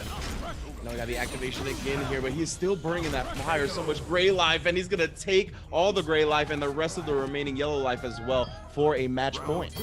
I love that. Yo, shooters on the roof, and again, that's the way to play. You get that lead and you hold that. You make him come to you. Make him make the mistakes. Make him eat the damage. And it's like the Evil's taking all this damage right here. Interrupt on the EX. No under right there. Double over. Let's get it, dog. I mean, that's the way G plays. He's got to get in and work his oppression. Yeah, my man was not even concerned with leveling up right there. Just trying to stay in. Puts himself in the corner, but he's not blocking on the back tech. Because of that, he's going to be opened up. Oh, no, whiffs the drill. He's going to get the stun as well with the jump medium punch. Beautiful. He's got the Yoga Anchor. That Yoga Flame's not going to connect, but another reset and pressure in the corner here. Trying to finish it off, and finally does with a short slide. Well done to Louis, man. Bouncing back from that first game loss and taking 2 straight to move on to top 8 winner side.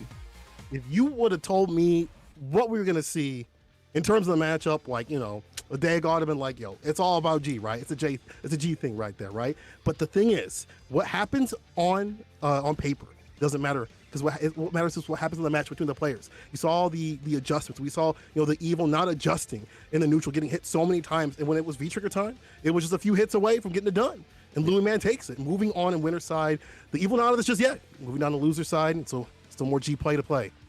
Yeah, man, you know, that's why we play multiple game sets, right? You're going to run into matchups as like a Dawson player like that, where you're just going to get overwhelmed by a character's offensive capabilities. You guessed wrong a couple of times. You don't really know the type of characteristics or habits of the other player just yet. So you get caught off guard. You go down the first game, but it was a great adjustment from Louis, man. That's the exact type of thing you need as Dawson to be successful at this level. So big ups to him. Again, we'll see him tomorrow. He's done for the day, top 8 winners qualifier. But next up, we're going to have some familiar faces. We're going to have MenaRD versus Crossover. And I believe we have quotes from the both of them as well. So if we can get the quote from MenaRD up here real quick. Yes, let me look at it. I like it, but we know each other, and Cross is pretty good, so we'll see, huh? So we're going to see. We're going to see. I like MenaRD in this matchup, but of course, Cross also a staple of the Central America scene. So, I mean, it wouldn't surprise me if he takes the W as well. I could see it being a toss-up. That's true. Let's see what Cross has to say in return. As a rebuttal, my man says, I'm having a very tough match, and it's a teammate. Oh, so he's going in with a little bit of shakes here, but you know, at the same time, we saw Crossover, you know, in the pregame, you know, show, talking about how he's switched over a little bit to Seth, right? And I was in his stream about yesterday, a few days ago too, as well, talking with him, and he was like, I got matchups where there are people and there are, you know, characters where I don't want to play Akuma in this environment, in the online environment, because I really got to keep my confirms tight. He's like, I will just pick Seth for that, you know, and his Seth looks really good. It's just, I feel like the Seth pick has been super recent.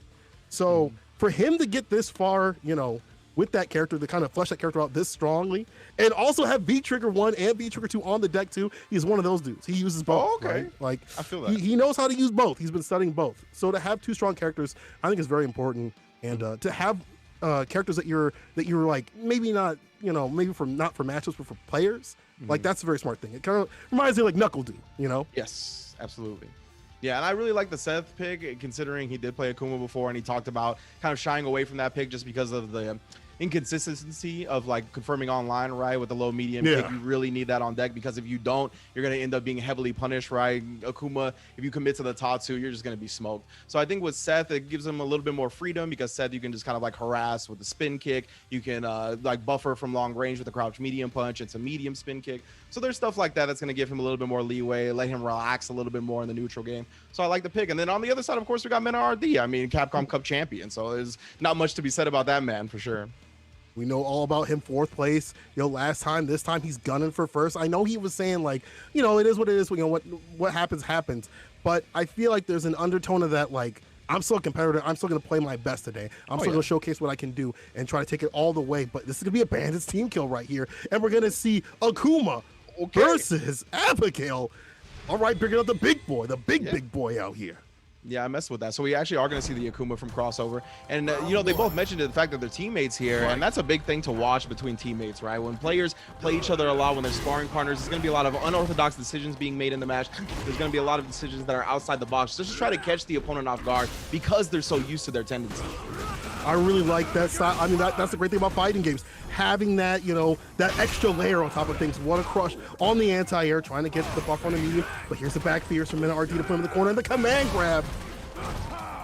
Now he's trying to apply some pressure. Oh, the EX run, baby toss. Shout out to Tasty Steve. One more hit to stun. Overhead does not connect, but he's still stuck in the corner. Interrupts the fireball, but happens again. It's a trade you'll take if you're MenaRD. Exactly, very smart right there, right? Just harassing with that normal because it's like, okay, Akuma's gonna have a tough time combating that range quickly, so he tries to go for the fireball, but again, a trade is all he needed. Well done from MenaRD. Oh, big jump in. EX Abigail punch, gonna take him towards the corner as well, trying to slowly dash it, get some more pressure up. I really like this wall style of play that, you know, Mena's able to play with Abigail. You're maybe not able to do it as much with Birdie, you know, considering the nerfs, but he's able to kind of swing out these big, heavy buttons, create that wall that he used to have, and Crossover has to navigate. He's doing well now with the red fireball. Doesn't get jumped in on. Here's the Tatsu. Demon flip blocked. The push to the corner. To stand fierce, to put that neutral jump away, and then again, another huge jump in. These jump heavy kicks have been paying dividends for MenaRD here to take the first game. It's like a dive kick. That sucker's like a dive. You see him rear back, and he just shoots out the little legs. Yeah. Yo. And you can already see how familiar these two are with each other, because there was a couple of times in that first round where Crossover, see MenaRD with some beautiful footsies, micro walking in and then walking right back out to get him to whiff that crouch medium kick, just getting into that range to bait him into it, and then whiff punishing with the crouch fierce of all things. Like, he didn't have anything behind that, but that was a scary sight regardless. I mean, are we going to see the Seth pick? And this is one of those matchups where if you do switch to Seth, it's still going to be, I think, difficult. I think Abigail has a lot of ways to outrange that character, to deal with that character too as well. In fact, some Seth players would actually say that's one of the rare matchups where they don't feel comfortable in. And I would say I wouldn't feel comfortable either if I'm playing Akuma, but having the fireball pressure is always a good thing. But at the same time, what is on paper with the tools of the character doesn't matter, because if you get hit, you know, you dust. Yeah.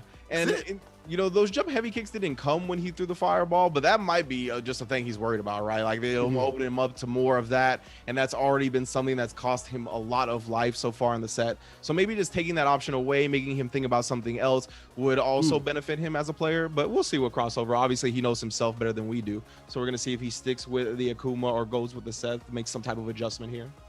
I'm really curious. I would love to see the Seth, but, you know, it's one of those things where do you feel more comfortable with this character that you maybe not put in as much time, but maybe works a little better to the way you want to play in a matchup, whether it's win or lose, you know, in terms of matchup or whatever numbers, that doesn't matter. What matters is, does it feel better for you? Because that's going to be a bigger determiner, I think, you know, and especially when you're playing someone that really knows you, really understands you. And I mean, this Abigail pick was, I think, a smart choice from MenaRD. Again, the wallsy, buttonsy play that he wants to play, you can't do that as much with Birdie, right? It's just something that has been nerfed. You get whip punched a lot easier now. So you can do that with Abigail a lot better, and he really put the damage on the deck. But let's see what the switch is. Okay. It's still Akuma, baby. It's all about the Akuma, the top one. And I like really you highlighting the comfort of a player and their character, because that's kind of been one of the age-old internal struggles of fighting games, right? Do you pick a character that's a little bit better in this matchup, or do you pick the character you play the best? And it looks like Crossover is going with the character he plays the best with Akuma here. Let's see how he can, you know, maybe intersperse a little bit more of the normals instead of the fireballs, since they got checked so many times. But again, it's about being playing perfect. Yo, what a whip punish. Usually medium heavy kick, Tatsu ender, but the wake up Abare from MenaRD. Crossover had a good start, but of course the Mena just one wake up button's gonna turn it around. Already the life evened up, but again another great whip punish, this time on the flip. So we're just backing off. He's like, I don't want to get hit by anything, and I like this more, a little bit more patient play, a little bit more calm, just trying to pick the shots. But Mena taking his, and it's like a rocket launch. You see the damage right there? Yeah. He's backing off. And at the very beginning of this round, Crossover, oh my goodness, nice parry on the jump in, going all the way with it now. Now don't get command grabbed, my man. Anytime don't let it happen. Your life. Oh, you in trouble. Did you not hear what he just said? Did you not hear what Ringe just told you? Ringe gave you the keys, and you threw them out the window. And now, MenaRD is looking to drive all the way to winner's side and put Crossover to losers. Ooh, making himself a Sunday driver? I'll mess with that. Nice whip over the fireball. And yeah, you can see Crossover. He's been trying to get this fireball game going, but there's just so much concern with the jump ins and the flip overs. It's hard to establish the usual Akuma stuff.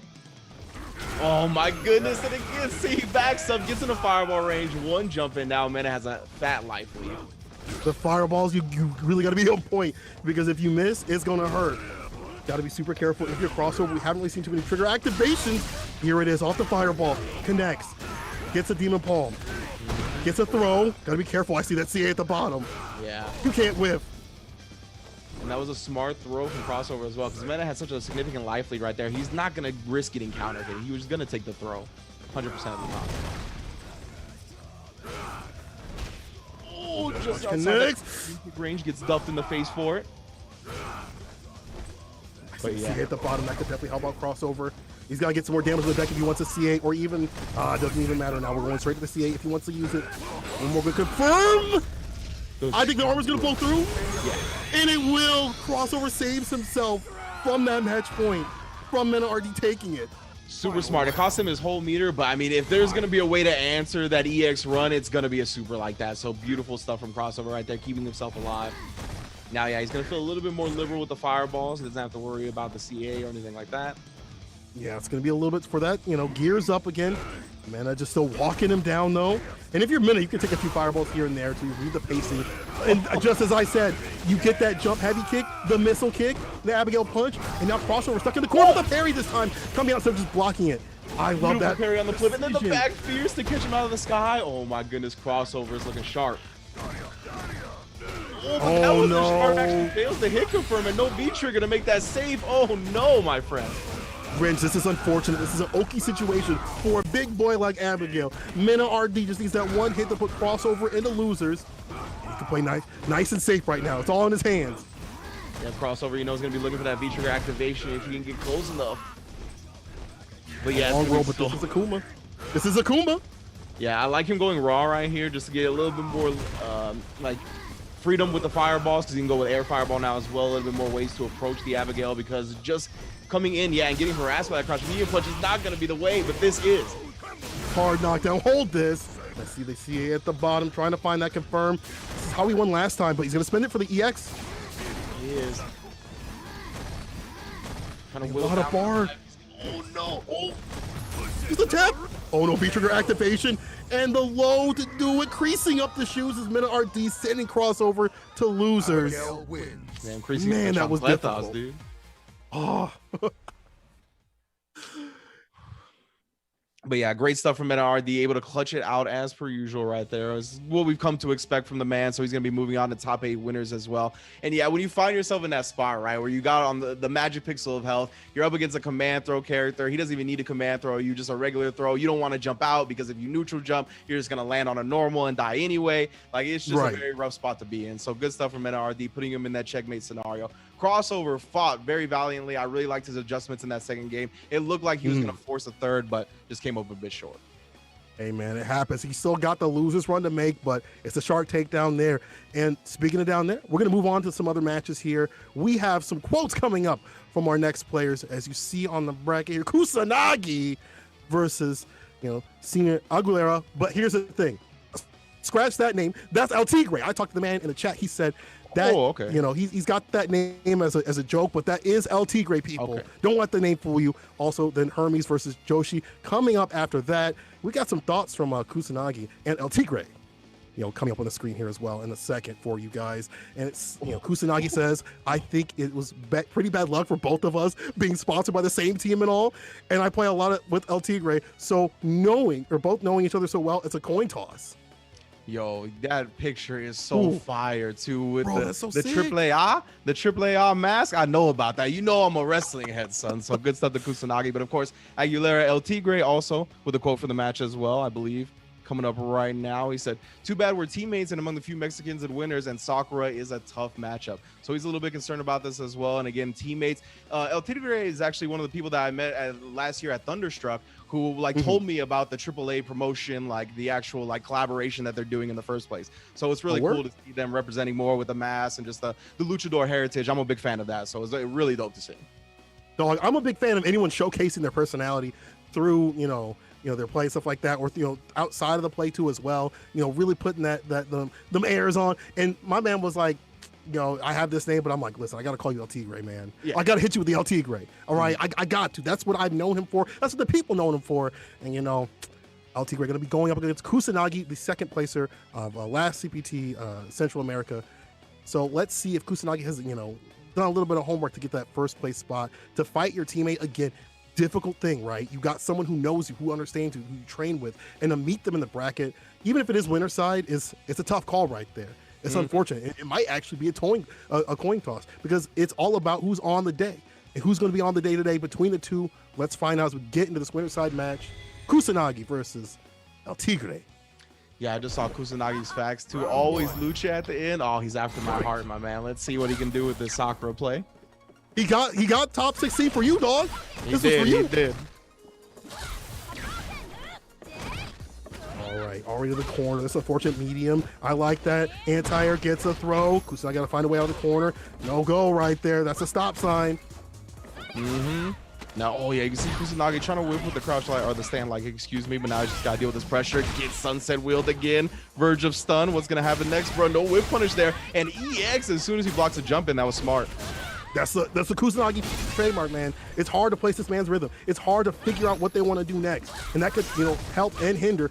Now he's got the B trigger fireball pressure. The light, man, that blessed light kick from Sakura. Able to get the distance and get that corner carry. But Kusanagi got to do a lot more to, equalize his health right here. Yeah, been throwing the V reversal. That's a good start. Doesn't throw that one, but still not going to get knocked down because of it. Nice backdash there, fourth. You got to be careful watching your toes out here, both of the players. And we know that, El Tigre is only one hit away from getting it done. DP anti-air. EX. Yeah, kind of surprised he got hit low right there, too, because there was no place to walk back towards. Reversal again on the jump in. Oh, my goodness. I can't believe Kusanagi has brought this back. He was ready. He was ready. Dog you could go to his house right now. He's already dressed up, ready to go. Oh, I can't believe that, teammates, bro. Off something like that puts him in the perfect spot to bait out the Tatsu with the projectile invulnerability, only to stuff that option. That was great. He had the tie on the suit on everything ready to go. Kusanagi got a great round start with that B skill. I've been seeing a lot of Sakura players kind of emulate what Nauman's kind of doing and using that B skill to kind of get the corner push and really start that corner pressure game that Sakura's pretty good at. The back walk speed and the dash speed in general of this character. Hard to pin down, but he get pinned down by this EX fireball right here. The bolt charge taking him to the corner. Yeah, indeed, and yeah, like El Tigre just setting up on the other side, perfect anti-air spot, but now it's going to be Kusanagi's turn again, forward throw here. All right, it's back in the corner, rushing kick buffer, with the activation, Universal puts it back in the corner, the shimmy, the bait, the bite, the stun, it's done. Yeah, and those last two instances of damage came from the shimmies, right? Both successful with the crouch medium kick afterwards, great stuff from Kusanagi. Did he just do the costume code? Is it serious now? Oh, bro, it's serious, bro. You know someone's coming for your points. They're coming for the win. They're coming for the big W when they take off the code. When they put the code in, I mean. Yeah, when it's the final round costume code, for sure, bro. Bro, it's real limiters right are now.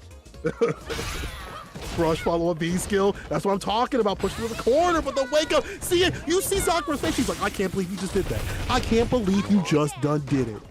Yeah, El Tigre spending all his meter for that. Oh, yes, and a perfect spacing to get the EX DP after that.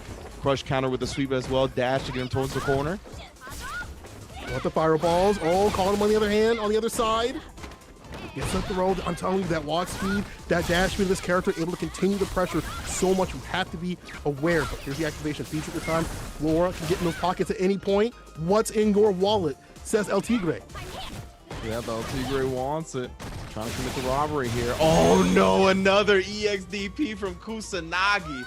You put pressure on me, you think it's your turn. It never actually is. Dog, I'm telling you, that's the thing about Kusanagi. You can't place what he wants to do. He's wild in all the games that he's played. I've watched him play over the years, and my man, I can't call when he wants to EXDP. Even his teammate can't. And that was a great bust out and a great situation to save him, and allow him to go up one here. Now, El Tigre, somebody going back to the lobby here.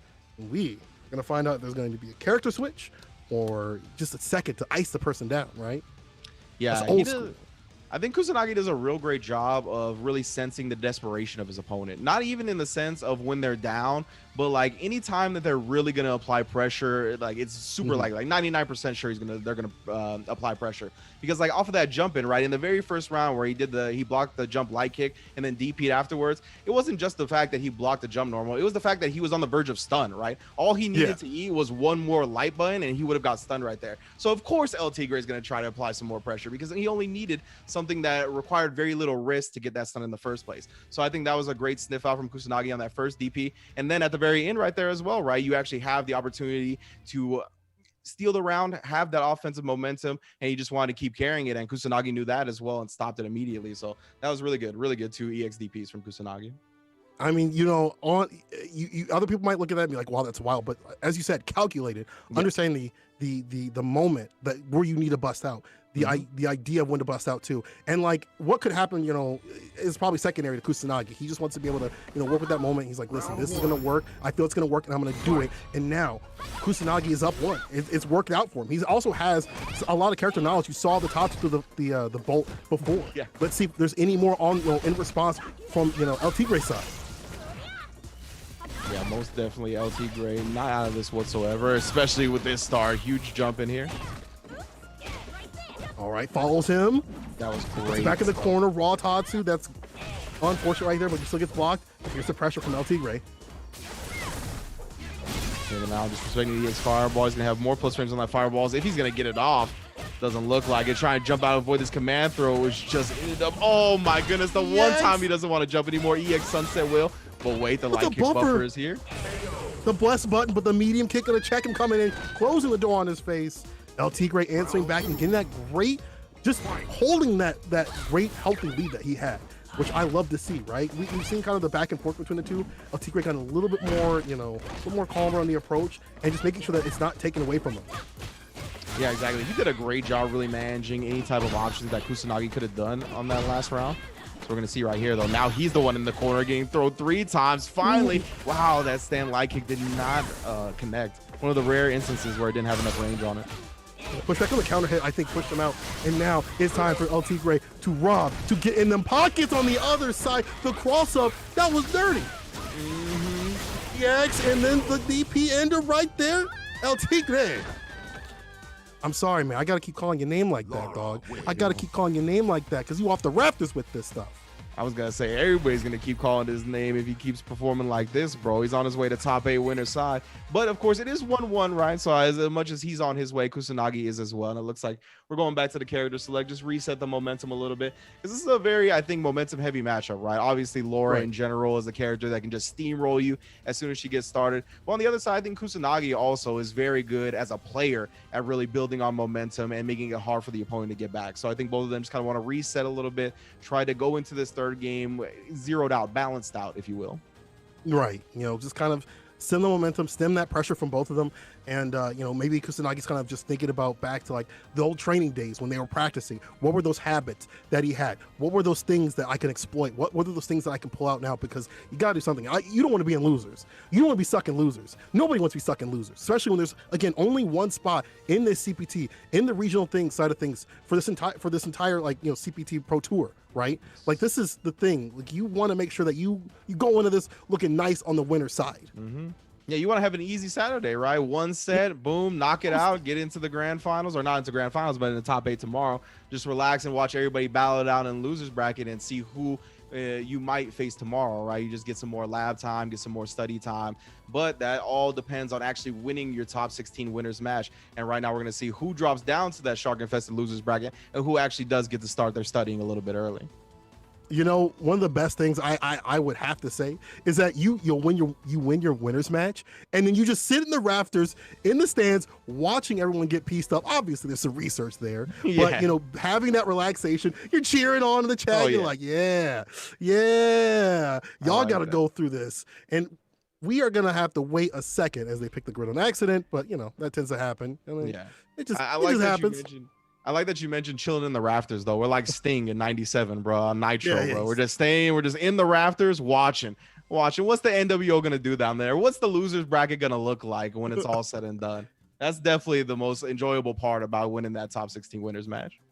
Oh, you for sure right, man. I already saw T-Gran was in the chat already. I was like, bro, you need to focus on your match. Like, relax. but that's a great thing. I also think that's also a cool thing is you know, it does kind of suck that it really sucks that we're in this COVID season kind of thing, and we're stuck to maybe not being able to see each other, you know, in person, but to have the ability to kind of chill out and relax with your people, you know, in the chat. It won't be the same, but it has something. It's more than just nothing, right? It has that similar kind of feel where you kind of joke around and you're like you're surrounding people while they're watching matches and stuff like that. Similar kind of feeling. You kind of walking around the venue. Just now, you're just in the chat room with some new people, maybe some new faces. You can make some new friends and things like that too. So that's always a good thing to get that winner side. Who's going to be getting it right now? We're going back into it, 1-1. El Tigre versus Kusanagi. Kusanagi would love to get back in that second spot, or first spot. I mean, more and more the winner side of things. But El Tigre stands in his way. Yeah, and just to build on your point about the community aspect and trying to maintain that through this COVID season. I mean, there's been a tremendous push in the community for different events, right? I want to give a special shout out to the Hoop Cup, Say Jams Discord, having a tournament every Wednesday. And I want to give a special shout out to that specifically because they all gather in a Discord together and talk during the matches, no matter who's playing. So it does really emulate that, offline vibe that we so missed this year. So big ups to them for sure. You love to see it. I love to see this round start from Kusanagi, already getting that big corner push, not even 10 seconds in. Getting the full conversion right there. DP, ender, one more hit for the stun. Great tech to stay alive. Oh my goodness, with the fireball, ends up making him see stars. And of course the one hit, that means he's gonna eat extra damage on the other side. And the throw to complete the perfect. What did he do? What did he do in between the match? He looked at the notes. I'm telling you, dog, he said, oh, he took off the costume we're getting to. Things are looking terrible for El Tigre. What can he do? This feels like it could be kind of a difficult match because you really can't throw a lot of things out. But the EX is going to come through in the neutral. But the back throw, Kusanagi's aware. Exactly. That's just the matchup and player knowledge. That's correct. I was going to say the light kick is probably a big, pain point in this matchup. Can't really stick out buttons. Big conversions here and there. Yeah, we got a lot of floor this time too. All right, fireball established once again here. Yes, forward throw, try to push him towards the corner. No shimmy attempt successful there. So I can throw out the bolt. That one kind of dissipated. Now he's throwing out the EX, saying, oh, come to me. You're coming to me. Oh, I like that. You need to walk them down and start your lower game pressure. EX to go through the fireball. That's a pain point too. Dealing with fireballs for Laura, you don't have meter, is difficult. Gonna have to get the trigger to try to make this comeback, man. The low medium kick, yeah, definitely. You gotta look out for it, and that's exactly the start he needs. What's gonna be the mix-up next? Oh, nice jump out, but the fireball was there to protect. Didn't want to put his hand in the blender. He's watching a 6 the entire time. Rushing kick EX activation. Trying to open him up, gets a throw. Kusanagi with the movement, Oh, who's speaking about movement? That was buttery smooth. But the light kick buffer, that beast still gonna do it. Oh, and that's Kusanagi. Yeah, Kusanagi with that V-Trigger 2 switch too. That's not what he was playing with in the beginning of the games, but after that game 2 loss, switched to it. I mean, what a switch. We see the low forward confirmed for big damage.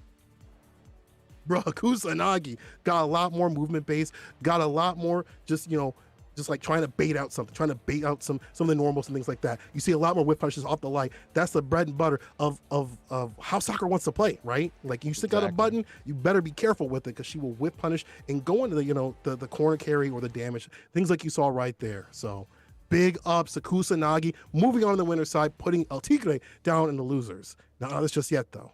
Yeah, definitely not out of it just yet. But yeah, I mean, he's a staple of the Central America events and just the fighting game scene in general. Kusanagi has been successful in many different games for a very long time. So it's no surprise he is going to be in our top 8 Sunday tomorrow. But of course, we got a lot more Street Fighter 5 action right here. Don't go anywhere. We're going to take our first quick break. We'll be back with a last match of winners top 16 and then down to the losers right here on Capcom Fighters.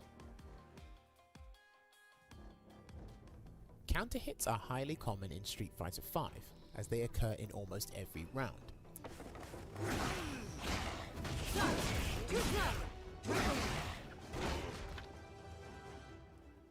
A counter hit is basically an attack that hits the opponent whilst they are in the process of doing an attack themselves.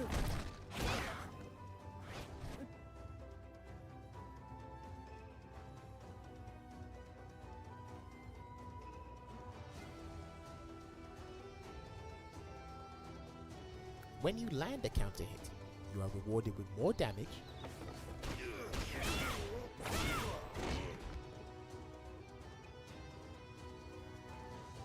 new combo possibilities,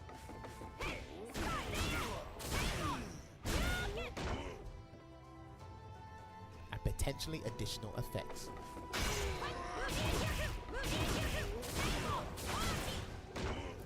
The additional effects differ from game to game. But think of counter hits as one of the many routes to scoring huge damage in fighting games. In Street Fighter V, outside of the traditional way of landing a counter hit, another opportunity to land one is by blocking an invincible reversal and then going for an attack during the move's recovery period.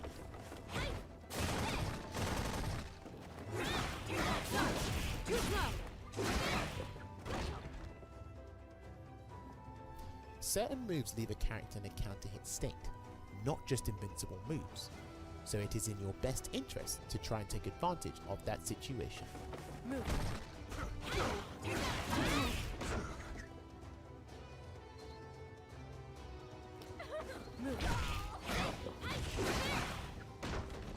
Now when you go to punish the invincible reversal, the damage you inflict is slightly more than what you would get from a standard counter hit combo.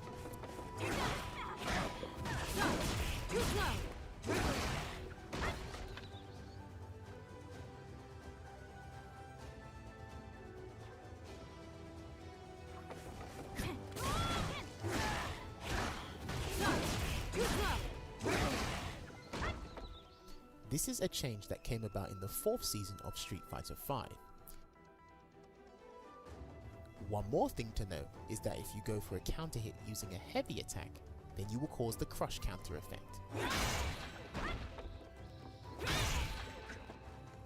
This is a mechanic that is exclusive to Street Fighter V, which I will explain in a future episode.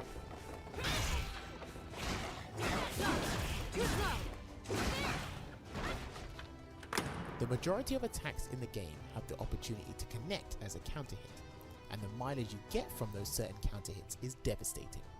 So you want to make sure you are the one landing the counter hit instead of being on the receiving end.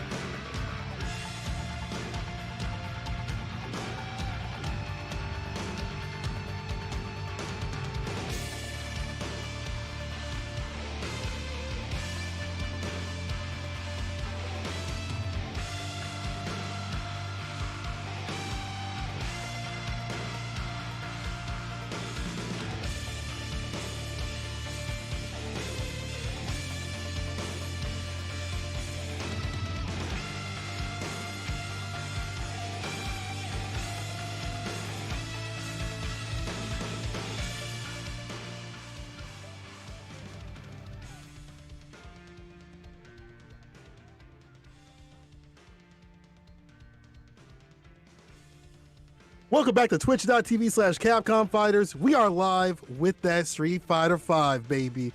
And oh baby, is it hot and heavy out here in Central America too. CPT, this is the last spot and the last shot for all these competitors out here. My name is St. Cola, and I am joined with Ringe. How are you feeling about the matches so far, my friend? I mean, it's always a good time commentating the Capcom Pro Tour, brother. They're always bringing it. All the players are always here in top form, right? And it's because that first place prize is the only one that's going to Capcom Cup. So everybody is trying their best, giving all the effort they could possibly give. And it really comes across in the play, I think, every single event. And this one has been no different so far. So good stuff to everybody that's already made top 8. We can take a look at the bracket right now. You can see the top 16 has shaken out like this so far. We got Louis Man versus MenaRD for our first semifinals matchup tomorrow. And then we got Kusanagi already qualified over Aguilera, aka El Tigre. He's going to be in top 8 winners tomorrow, awaiting the winner of Hermes Venatore and Joshi. I'm not sure exactly, but either way, he's going to be going, or they're going to be going up right now to see who gets that last spot in top 8. I mean, this, as you just said, has made the battles more intense because there's only one spot. Everyone's working hard. No one's out here slacking or lacking. They're just trying to get that final spot and playing their hardest. You know, we've seen some people switch characters, switch V triggers, V skills, things like that back and forth, and, you know, really bring their best out here. And this to me makes the action hotter, right? Because you only got that one spot, because only one person's gonna win. There can only be one. That's gonna make every battle, every match, every confirm even better, just even more exciting. I can't wait, dude. And we're going to get in this next match here, Hermes versus Joshi, coming up on the stage. Yeah, you know, a lot of the time when it comes to us commentating in different events and whatnot, you know, we're trying to build stories and build drama for the matchups. We talk about how, okay, this means they're going to earn more money, or this means they're going to get more points. This time, it don't matter if you second, third, fourth, fifth, sixth. It don't matter. All that matters is first place, baby. You got to come for all of that. And we've heard even the players talk about how much pressure that is. And it's just been a joy to watch them rise to that occasion and really perform at the top level. I mean, Cabba, especially in that first Central America qualifier, I mean, that's some of the best I've ever seen him play, period. Online, offline, this year, last year, it don't matter. So, I mean, some of the players have really exemplified just what it is to be a top level competitor this year. That's right. We're going to see who's moving on between these two. You know, Hermes out here, maybe a name that people don't know as much, but definitely has put in a lot of work throughout a lot of the online tournaments, even especially recently. You know, shout out to Demon Hado and the likes, you know, where they've had a lot of these players from Central America, you know, come through on the CFN tournaments. And, you know, Hermes up there in the top 8 quite a bit, but Joshi, no stranger, you know, to a lot of the CPT tournaments that we've seen so far. Very strong Akuma play. Yeah, absolutely. He's been a staple of the Central America events, him and his Akuma. But it's just another example of those community-built events really rising to the top and building players up, really giving them a spot to perform and hone their skills. It's been a good thing to watch. Oh, man, it's performing real well here. Gets the DP ender right there. Trying to open up Joshi DP, though. The info able to save him. Joshi busting out. Yeah, I like that right there, right? Because if you weren't already getting hit, that means you're free to do whatever you want. So he just blows through with a DP. Good stuff. Roll the dice here at the start of the round to put them in a great position in terms of a big health lead and an Oki situation. Dash up, gets the meaty, but doesn't get the big confirm off of that. But still, the stun is building. Yeah, very surprising considering he got the first that medium punch and the second crouch medium punch. I thought he would have just gone in spiral arrow or whatever. He's so pleased. Either way, though, still a dominant position for Hermes. Still feeling strong here. Joshi doesn't, you see that he's not really panicking, still running the fireball game. There's no meter at the bottom from Hermes. So hey, you can play the fireball game until that happens. And speaking of meter, he spends some for the EX, trying to find the confirms. Nothing off that medium just yet. There's the activation from Hermes. Oh, what a read! Ooh. That wasn't Hermes. That wasn't Hermes. That was Hermes right there. That was designer dive kicks, bro. That was too sick. Great. Custom. Oh man, just reads like that are super good in Hermes with the awareness to get the finish right there. Even things out. DP though from Joshi. And the throw dash up with it. Yeah, but now we're gonna apply the pressure. No anti-air right there, right? Of course, always a little bit difficult to anti-air Cammy because of the fact she can alter her air trajectory with the dive you see right there. But that time, hit him on top of the head, so he's able to get the punish afterwards. Does recover from the crouch jab in time not to get hit by that forward fierce. Now Hermes gonna be looking for an activation point right here. Just trying to find that moment to, you know, pop that trigger, hold the plus frames, run the scammy gameplay right there. There it is. What I just say. Yeah, crouch dash up.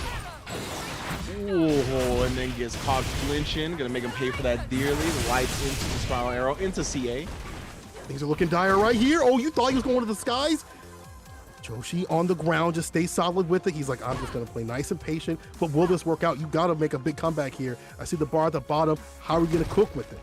Yeah, and that's the thing, right? That's why he wants to stay grounded, is because he's looking for a V-trigger activation. He wants it some way, somehow, but of course, Hermes on the other side. Going to make him work for it, going to make him earn it. That's why he keeps just staying at this distance. Doesn't want to get in that range where Akuma can pop V-trigger, and then he just does it raw instead, feeling the time ticking down. Ooh, we finally get a DP anti-air. Does switch sides, unfortunately, but still going to be able to maintain the Oki. Want the fireballs, trying to open him up. 13 seconds on the clock. You see that, yeah, Joshi has to come in. Oh, the red fireball, but the wake-up DP. There was no cook on that DP. There was no sear. There was no EX. My man just bust out and done did it. Hermes. And I'll tell you guys one thing. I a couple of months ago, I've seen Hermes play in the Demon Hado tournament. He did something similar, and I was like, nah, this man's on it. He's on it right now, and he's on it with Joshi. It works. It works. Yeah, exactly. No, he took it. As you mentioned, there's no invincibility right there. There's no EX. She wasn't in V-Trigger as well. Of course, V-Trigger DPs also grant her invulnerability, but nah, bro. It's just straight raw. Uncooked. Yo, B skill. I'm going to get the parry and the DP. Side switch. Mitos because Akuma needs that. Gets a throw as well. Great tech to stay alive. Activation. Does it raw uncooked. Hermes feeling a little bit of pressure there. Back to mid-screen. Back to mid-screen. Nice. Enough range on that stand medium kick to actually connect up the crouch medium punch. Nice. Once again, this time adjusting for the stand medium punch. Puts him on the verge of stun, but able to fight out. Activation. Yo, the DP, just a tip, connects. And he's only one more hit. A dab will do you right here. Careful about throwing those fireballs. The Spiral Arrow will eat through that in a second. But the jam. That's the thing about dive kicks. You walk back, you mess up their timing, their spacing. And the jab from Joshi, he's sticking to this very patient, grounded game plan, and it's starting to work out because Hermes starts to panic. When health is low, oh my God, that's got to be an unfortunate input error right there. And Joshi going to capitalize. Yeah, of course, because the EX Spiral Arrow also projectile invulnerable right there, right? So that's clearly what he wanted, but ended up being EX DP. Joshi backing off. The neutral jump did not work out, but I like the idea. But got to find a way out of this corner, though. You don't want to be here. EX Fireball interrupted. Yeah, interrupted with the jump short. Now, again, I love this from Hermes, though. No, he's going a little bit in too much on in terms of, like, just waiting in the corner. He could have just chilled out, waited for a moment like this, connects with the critical art all the way through. Now they're going to put Akuma on life support. The wake-up situation. Crush. Oh, this could still be in his hands. He just needs to find that hit. I like the V reversal to stay away from double fireball. That setup is dirty. He stays clean and clear. Hermes can still take this. You just got to be super careful about how you do so. V-Trigger gone, but there's still EX bar at the bottom. Ooh, and the classic round ender from Cammy, right? That's always what the Cammies fall back to when they just need a pixel of damage, that stand medium kick. And you see he was just like outside that range because he knew Joshi was throwing a lot of fireballs, just pecking away. That's a great matchup now. It's going to one round away from match point, or from doing this, I'm sorry. From just moving on the bracket. With punish on the fears, he was aware and awake. Back throw, the chiropractor. Yeah, cutting off that screen positioning as well. Does get the counter here on the crouch medium kick. Going to go into a knockdown fireball, but now we got activation from Cammy. Good walk back to avoid any type of shimmy attempts, but you got to watch your legs now going forward. You got to be super careful here. The propaganda, you hear what the people say. Take the throw. He's going to use the EX to say no. But he's still walking back in the corner. He's comfortable doing this. Is this the move? Is this the wave? Back throw again, the chiropractor. Activation raw. Gordon Ramsay style. Whoa. Jump air fireball. What a call out. DP enter Joshi. Bro, what? These fellas, I mean, are these two teammates? Because they've been having some hard call outs on each other. And that's been what's bringing the W's home. So big ups to Joshi right here for sure. Yo, the double fireball coming through in the clutch, man. That's the thing about Akuma is I don't care what nobody says about Akuma. This character has all the tools. He is the Home Depot of Street Fighter V. Of course. Fireballs on aisle 6, and then on aisle 12, you got the Tatsus. Super strong character, but you got to be able to use them, and it takes a lot of work. And I think Cannon can still fight that character very well in the neutral. And Absolutely. Right there. So that's why it's even. Yeah, I mean, we talk about his fireball game, right? He did a great job really establishing in that set. But one of the things that happened that could have maybe changed that momentum a little bit or changed that game plan was the fact that we saw Hermes get an EX DP instead of an EX Spiral Arrow, right? Which could have clearly caught a fireball, really brought the momentum back for him. But either way, I think it was anybody's game. So both of them going forward into this third game shouldn't feel bad about their play so far because they've both been playing super well and they've both been on the verge of winning each match. I mean, this would be big for either of them to move on the winner side of things. Like, it would be great to see, Hermes or Joshi move on. The thing about, this matchup is it's so explosive. You can't make mistakes, right? As you said before, the EX, that unfortunate EXDP was like the round starter and just set the pace for the rest of it, right? Like that was like, oh, you missed this. Now you're gonna eat a ton of your life bar right here, and now you're put in the corner and you're giving me an Oki position right here, and I get to run my game plan and run the things that I want to do as Akuma. And so either character that happens at multiple points in the match, has to be careful, has to be safe, because at any point, the explosiveness of having both characters that can do a lot of damage, and also being glass cannons, can just turn the tide at any point. Yeah, exactly. Both incredible offensive capabilities and then lacking in terms of the health. So definitely it's going to be a quick, explosive match as we've already seen so far. And we're going into a third game to determine our last participant in the top 8 winners tomorrow. And then we're going to be dropping down to the losers bracket. Of course, we got plenty more Street Fighter 5 to go. But yeah, I mean, I think as long as Hermes can able to like shore up with some of those execution errors, make sure that doesn't happen again. I really think he's gotten a lot of the right reads. We saw in the very beginning just that raw dive kick, and we saw the DP that also sealed that first game of him raw, right? He's just making sure that he's making these hard reads and trying to put the fear in his opponent. But Joshi's going to done a great job as well, not really getting discouraged by that, really showing that he's got a lot of mental fortitude as well. And we're going to a game 3, and it could be anybody's match. It absolutely could be at any point. I mean, that's again, it's about who can stay the most solid, who can stay, maybe I would say if you're Joshi, you got to be careful about playing with Gran game, because we've seen that get kind of blown up and a little bit too slow pace, and Hermes just takes up momentum. But again, who can stay solid in this match is going to be really big here. Yeah, man, I like Joshi taking this dive. Ooh, if you're Hermes, you better shore that up real quick. There's the throw for Joshi. That's what we talked about. One of the keys to Hermes actually getting a W here is those execution areas. He can't afford much of those at all. Mance's wheel broke out here. Good jump in. Spiral arrow. Dashing on in. There's the chiropractor throw into the corner. Sledgehammer. She's trying to figure out a way to get out of this corner. The EX Fireball, usually that way, but it's blocked by Hermes. Activation point. Did my man challenge after that? Not afraid to press any buttons. Now both players in V-Trigger activation again. With the execution error. Yeah, if you're Hermes, you gotta be careful. Speaking of execution errors, or maybe that was just you saw something in the bushes and you shot, you thought it wasn't there. I don't Clever know. girl. He was definitely aiming from the grassy knoll right there. That was a long range on that. Joshi And got you a gotta be long worried road about ahead of shooting you. now as well if you're Joshi. That's true. EX being spent. Hermes wanted to spend that bar to just get some of the damage on the deck. But the chip situation is off the table for right now, and maybe for the entirety, because it's only 23 seconds on the clock, winding down, and there's the normals, the 2-piece, no soda. Hermes, one away from taking over Joshi. His match point indeed. And you see, oh no, man, these dive kick execution errors have not come back to cost him. Actually, he's still up. I mean, if you're Joshi though, you'd be looking at that like you look at your lips like that's a Sunday dinner right there. Like that has all the fixings right there, because that could be a big punish, big DP, and also a sign of nerves. Like, Lance is messing up. He's so close to doing it. I can take control. I can take all the momentum away by finding some moments to kind of put him off pace. But Joshi really hasn't exhibited that so far in this match, at least. Yeah, now just gonna try to harass with Sammy kicks. Let that great life build up. Hopefully, trying to cash out for some big damage once he does slight miss on that whiff punish on the stand fierce from Akuma. Ooh, that overhead was definitely a mistake, but no big deal. They're both having input errors here. Joshi trying to throw out the fireball, so it's like an overhead coming through. Yeah. Unfortunately, that great life, it was regened a bit, but now it's starting to wear on Joshi again. And all that's gonna matter for a character like Akuma. It's a glass cannon, dog. I mean, this dude, he can't take too much. Hermes swinging off that fierce max distance, crouching meaning kick connects the 2-piece, but here's the activation on the heavy. Fierce attempt here, and now you're in the corner against Cammy. So tough to deal with in this game. Wow, actually managed to avoid the EX Fireball. Lands, gets the target combo punish all the way into critical art. Not situation for Hermes right here. Either. Oh no, he thought he had to confirm.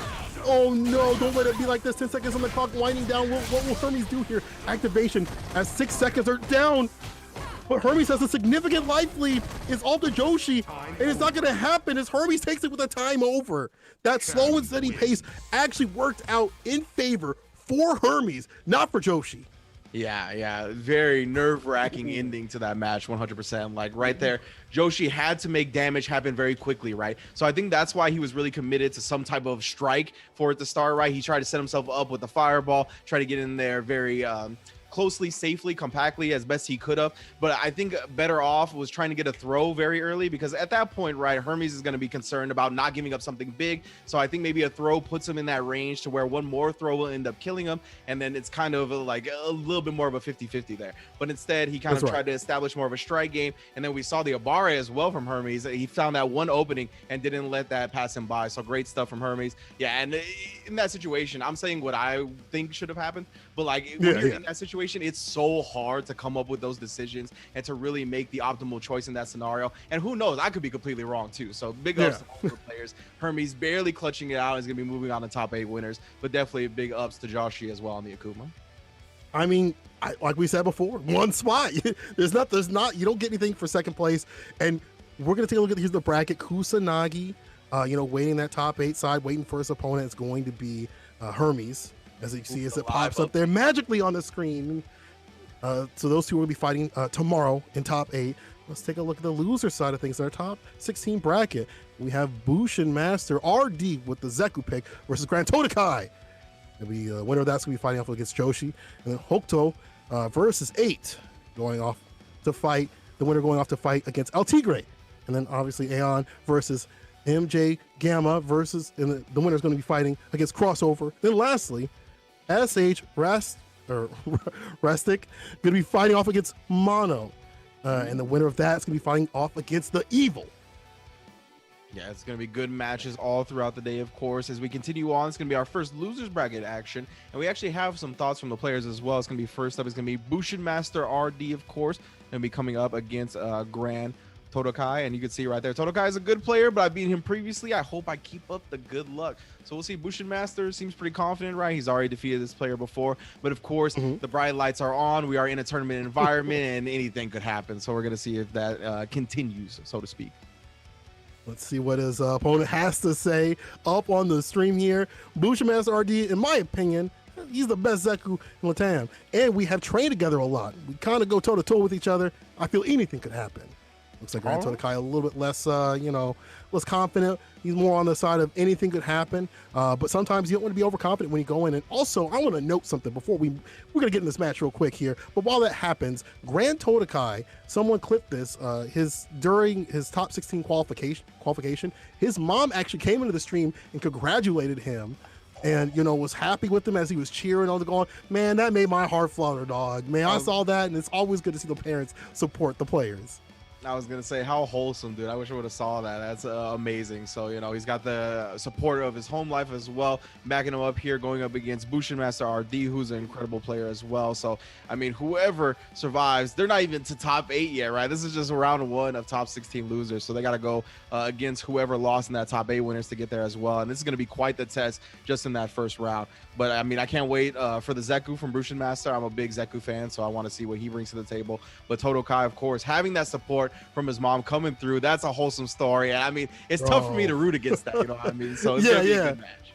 It makes it sadder because this is loser side. Someone's gonna be going home. Someone's, well, maybe other side of the room or something like that. But someone's not gonna be advancing in the bracket. And as you said, we have a Zeku player, in this top 16. Zeku character that's been maybe looked down upon as much and maybe kind of scoffed a little bit because but the thing is, he's so super strong. Already got 2 of them lined up in the CPT. Let's see if Bushin Master can try to get up there and be that third one. But he's got to go up against Gran Totokai to make that happen first, but that's a bad round start. Punishing the horizontal again. And now with the European games are coming, wow, just comes down with a light kick and then goes with a throw afterwards, catching him off guard. Thought he'd be more block stun. Nice with the slide into V-trigger activation, the Zeku special. And now he baits out the EX headbutt, definitely on, one of the lower ends of EX reversals that there are in the game. Ooh, but a regular. Strong throw bait. Headbutt coming through. Trying to find that control off the mediums. That's one of the blessed buttons of this character. That's why Young is very strong, but Totokai not just yet, and building that bar up for that V-trigger to finish off Bushin Master. And without trigger, without, V-bar on the deck to V-reversal, a little bit harder to kind of stem the pressure, especially in Young, but gets the jump in. What is defense better when you got all this offense? Try to get him with those heavy kick, but air hit's gonna make him flip out. Now we got the Aegis. Oh, I thought it was over. There's still one more.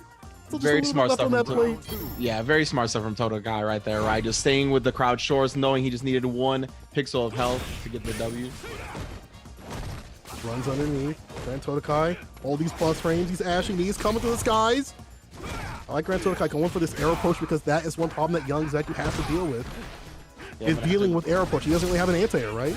Exactly, yeah. All his buttons, not very good anti-airs. You can do like shoulder, but it moves you forward a little bit. Not the best for certain angles. So yeah, definitely struggles on the anti-air department. Situational. Use the V trigger to dash in. EX. What great defense from Gran Totokai, just blocking all this out and finding his way out and back to mid-screen. But the wake up Obari using the medium. That was a target or that was a counter hit combo. Full push here. Yeah, it is now your turn after blocking those EX knees, my friend. Double crouch short into the Aegis, and Totokai puts himself on set point. He is looking super solid, blocking all this aggression out from Young, and especially in an arena where it's online, it may be a little bit hard to react to. That's great stuff from Gran Totokai to keep them pissed off and wait for your moment to come through. And you see Bushmaster a little bit maybe too aggressive, right? And just sticking to the Young to try to get things going. That's disallowing the ability to get the offense going, or his defense going, because you don't have ult. You don't have the DPs on the deck. Exactly, yeah. Old Zeku definitely a more reliable anti-air character because of the DP, as you mentioned. Young Zeku definitely more oppressive offensive character, but if you get put on the defensive end, you have a 3-framer, but again, no EX reversal, and then the jump-ins are a bit of a problem, as you mentioned as well. You could also use stand heavy kick from certain angles, but again, it's not really an end-all, be-all answer to a lot of the jump-ins you face when you're Young Zeku. But yeah, I think there was a couple of moments of like anxiousness from the Young Zeku from Bushmaster, because we saw a slide with no V trigger ready to make it safe or anything like that. Definitely was punished heavily. And then it was a very unfortunate moment in the corner on the left side when he had a successful shimmy attempt, but his first button didn't hit him in time, so he committed to the target combo and made it unsafe, but he saw the whiff, which is why he committed to it. So yeah, definitely a rough break right there. Bushmaster can bounce back for sure. Winnable game, just a couple of decisions and a couple of execution errors cost them. I feel like if you are, playing Zeku in a matchup like this, you have to have a little bit of the defense on the deck, as you've already been saying. The anti has got to be on point, but you also have to have an EXDP to bust out of those moments where you are getting oppressed, because we've seen Bushmaster just go straight for the V trigger. He's not spending anything for the V reversal at all. So you need to have something to kind of say, I have something to make you get off me, right? We're going to go in this match here in a second. We're gonna have to wait a little bit because they did pick the grid on accident, but that happens. But again, like if you're sticking to Young, you have to worry about that situation, right? You have to understand that you need to have some sort of defense, and this character really doesn't have that. You got to switch to old eventually. You got to go old eventually, all right? You got to hit the oldies once in a while. Yeah, definitely. I mean, I think it's a good character in this matchup against Urien specifically as well. Urien's going to want to stand at those ranges a lot where he can try to bully with either a charge stand fierce or a stand medium punch or whatever. And you can kind of bait out that range a little bit as Zeku. You can start throwing the fireballs. You can even start Bushin flipping from that range as well, because he's going to be trying to whiff buttons right there. It gives you opportunities to Bushin flip. And Urien has a pretty good anti-airs as well, but I think being able to kind of mix up the approach with that flip will be able to throw his anti-air game off a little bit. If you're Young Zeku and you see the Urien coming at you with a lot of jump-ins or a lot of EX knees or whatever, I mean, maybe even consider some air-to-air options, maybe some jump back heavy kick or some jump back medium punch, or neutral jump medium punch as well. Like a couple of things right there that maybe will be some answers, because as we've been talking about, Young Zeku definitely does not have the best anti-air game. So you're going to have to adjust a little bit. Dire. It's dire, dog. It's definitely dire. I mean, you have to introduce those elements, and you also, I feel like, have to use both the character and I think in this matchup. For sure. There's other elements I feel like that, or maybe it's got to be nerves though, right? Because you're in the loser side, you don't want to lose, and you're kind of putting that oppression. And you're like, what if I could just run them down? Maybe defense won't matter, but that's not the case here. Gran Totokai definitely studying this matchup. He's able to just kind of chill out and wait for the EX run pressure to stop, which many people just get opened up by. I get opened up by. A lot of you out there get opened up by, because I get some wins for free and I shouldn't. But not Gran Totokai out here. My man's blocking everything, and that's one of the game plans where Bushmaster have to look at and I have to spin this meter differently, and I have to find the confirms that I need. If he does play at a slower pace, I think will be more beneficial for him. Let's see if he'll do that going into this next match, or if Gran Totokai's going to take it a clean sweep 2-0. Yeah, I love the point you bring up, because I've played a lot of Zeku as well, and that's the thing, right? That's kind of like a little bit when you start panicking as Young Zeku, is that you just want to oppress them so they don't get to play at all, you know what I mean? But against a really good player, and a player of this caliber in top 16, on the verge of making top 8 in Capcom Cup qualifiers, it's not going to happen. It's not going to be that easy. Ooh, the crush. Got a little bit of damage off of that. Backing off Gran Totokai. I love him just, not going too far into things. He's just like, I'm gonna let this dude, you know, slip up. But oh, that's a big slip up right there as he gets a full conversion right here, the palm and the throw. Ooh, yeah, just pressing buttons right after that jump in as well, showing no fear. V reversal the EX knees, you can see that's already adjustment he's been making, right? He doesn't want to deal with those plus frame scenarios afterwards, but gets jumped in on anyway. Another throw. Wakes up with it, doesn't get the counter hit. Submitted. Yeah, unfortunate. EX run stop, but Gran Totokai's shown that he will block all this and take the throw. That's no big deal. Well, it's not a back throw, I'll tell you that. Try to challenge, but here's the V-trigger activation. You thought. You're wrong. It's so hard not to reach in that scenario, man. The mirror is at your back. He's making a makeshift wall right there. He didn't even move. He just waited for him to move. That's a classic right there, man. Put it back in the mirror. Now Gran Totokai one away from making this. Gets the target combo right there. I like that kick ender to get the push, but the EX headbutt. Back to mid-screen we go. Yeah, blocking on the other side, yes. The fadeaway. Confirms the heavy. Can't do that raw, my friend. Not in front of my face. Yeah, EX, yeah. Negative, so he just backs up. Bushi Master now going to the old Zeku. Okay. This point. Oh. Still lands the techie. Yeah, got caught flinching after that normal. Yes, and that's one of the answers Urian does have right there. That stand heavy kick. Great vertical hitbox on that. Now the V reversal to get him off. Corner push. It don't matter. There'll be a reversal. Swing on that bar because he knows it's only one hit to do it. Off the backboard, denied. Jump back, fade away, medium punch from Gran Totokai to take it. I hope you got your stream of Gran Totokai because I know your mom's is going wild in the back to see that great play, that clean sweep 2-0, that great defense. Unfortunately, Bushmaster is the first body bag of the day. They're out of the tournament, but Gran Totokai moving on the loser side of things. It's fantastic play. Great defense from Totokai. I mean, dude had everything on the deck. Even when you said the Bushin flips were coming through with the EX version too, he had the heavy kick ready, locked and loaded. That's exactly the point I was going to bring up, was the fact that he had shown so much good defense against young Zeku, right? As you mentioned, right? He wasn't getting opened up by the EX run pressure. He wasn't really putting his hand in the blender when he shouldn't have. He wasn't getting like hit by a lot of stand fierces because that stand heavy punch from Zeku goes so far. It's very easy to underestimate that range and get clipped by it. So he didn't get clipped by any of that. And then finally, you know, Bushin Master was like, all right, I got to go old Zeku. We got to switch it up. We got to do something. First EX Bushin flip he brings out was avoided because it was in the corner. Second one, anti-aired perfectly with a stand heavy kick. Like, yeah, just Gran Totokai playing beautifully. As you mentioned, right, any given Saturday, any given Sunday, it's not about what you did before this, because we saw Bushin Master said he had beaten Gran Totokai before. It's all about what happens today, and Totokai gets his run back and moves on in top 16. Man said, see me on the CPT, dog. See me on the CPT stage. Let's move on to the next players that we've got. Let's take a look at the bracket to give you guys a little bit more of what's going on the menu. Again, Hokuto versus A going to be going up to see who's going to be fighting against El Tigre. And after that, it's going to be Aeon versus MJ Gamma, and then Rasik versus Mono. It's going to be some great action all the way through. And we're going to actually get some thoughts from 8 about how he feels about this match. Indeed, indeed we are. And it's going to pop up on the screen right now. My opponent is very strong, but I feel safe about the matchup clause, so I can move further. So he feels pretty good about the Vega matchup, huh? That's interesting to me because I hate the Vega matchup personally. They gave him gave me a Sky High Claw. Like, how could you say that you were comfortable with that? But listen, maybe 8 has he's labbed it up. He's one of those rare people out there, the chosen few, that can react to EX Sky High Claw, that can react to the V skill too, and really deal the damage when that gets whiffed or hit on block. And I feel like Akuma himself as a character is, it's a battle, at least in this matchup, where, how do you deal with the fireballs if you're Vega? And how are you going to apply the air approach? Because Vega has to be really situational with the anti-airs. They're not the best, right? Really got to be committal and very situational and on the point, because if Akuma gets in with some air fireballs, it's corner carry to Oki to KO.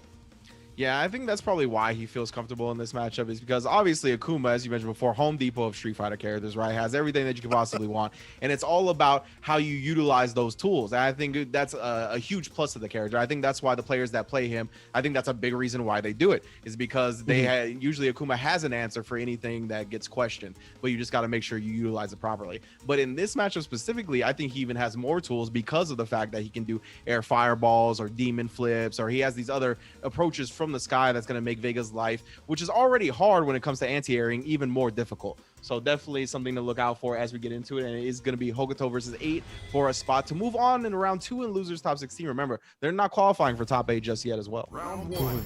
You still got one more to go after this, and already it's going to be a difficult match. Round start DP, you cannot jump in on me.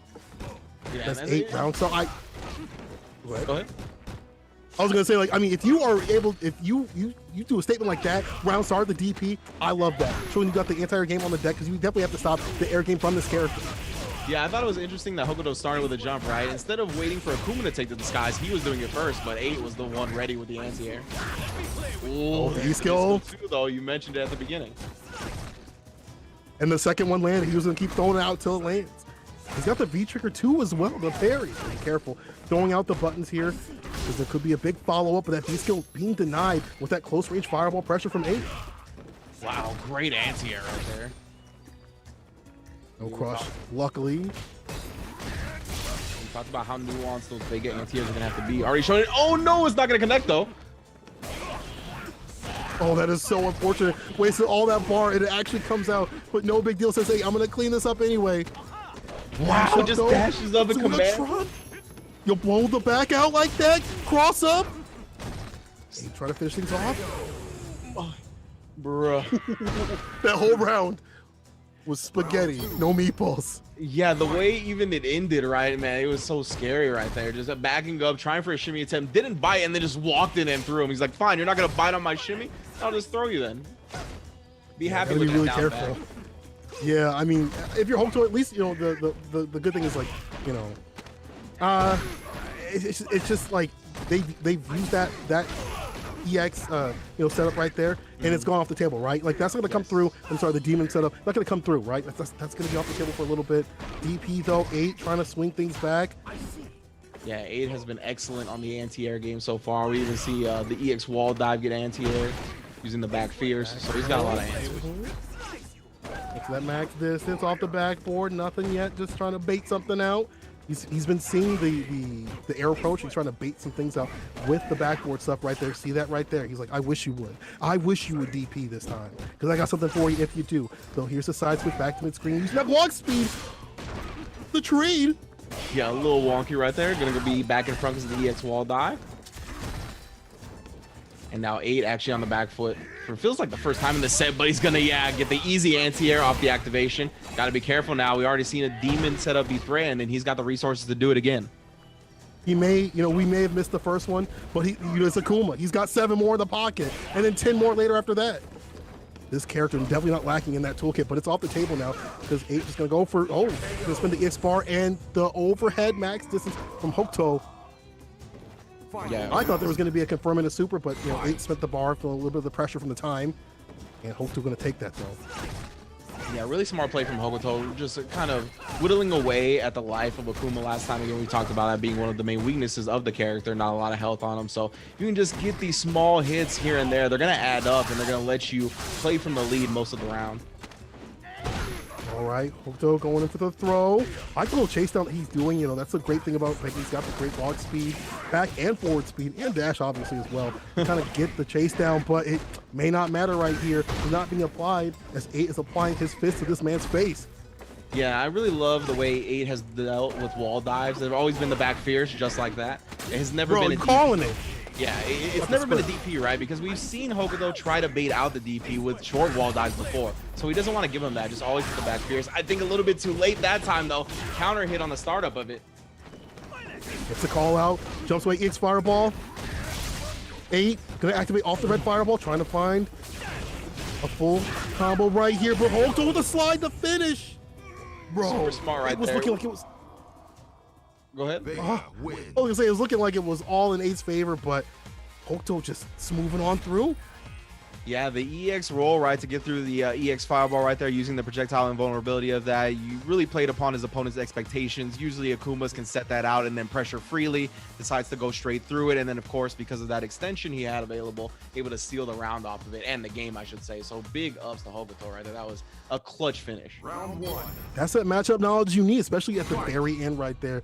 But, again, close games. Round start slide, though. But let me return this with a medium kick, heavy kick, Tatsu, Ender. So answering back with the Abari mash and the throw. Yeah, certain characters have really good answers to tech throw situations, Akuma being one of them. That's why you see the stand medium kick buffer afterwards. But still not enough to bring the momentum in his favor this round. Hokuto has him in the corner. EXDP, get off me, side switch as well.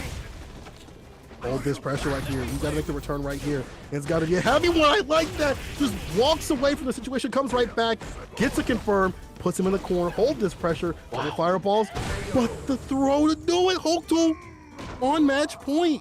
That was wild for sure. Able to just narrowly avoid the fireballs with the jumps and then getting the back throw, the German suplex to end it.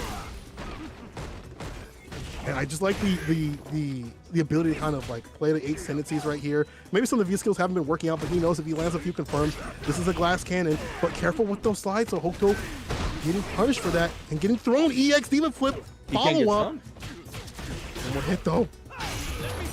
Wow, and he gets the crush counter with the slide as well. It's gonna let the stun bar deplete. Nice wake up teleport right there, and the cross cut uppercut on the other side. Great defense from 8. Oh, you thought? Unfortunate. Didn't work out. EX Barcelona. Man's just doing it like it didn't even happen. That whip didn't even matter. And Hokuto trying to finish soft spinning all the bar and gets to confirm the stun. Checks him out because it's done. Hokuto moving on over a dog. Vega wins. Yo, chill. Hokuto. Yo, chill. He spent all 3 of those bars. He's like, you're not going to deal with this Barcelona right because I'm eventually going to land it and it's going to hurt because you are Akuma and I'm going to do the thing. Like, yeah.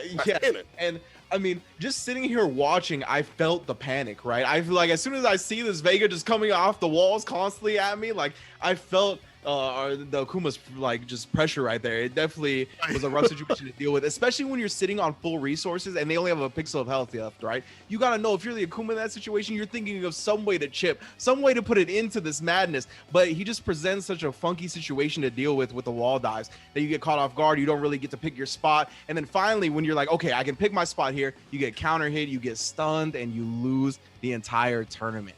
Definitely rough right there to go out. But Hokuto, great Vega play, really clutched it out, and he's going to be moving on to top 16 losers round 2. Absolutely fantastic play. Didn't even see the Sky High Claw. I mean, if that's one of the things that if I was I'd be looking for that, and that didn't even come through. That's a great thing about like not using things in your toolkit, right? Like they're not in your toolkit, you don't use them. It's just the danger of that. But listen, people, before we move on with this great Street Fighter 5 action, we're going to take a quick 5-minute break. Don't go anywhere. We'll be right back.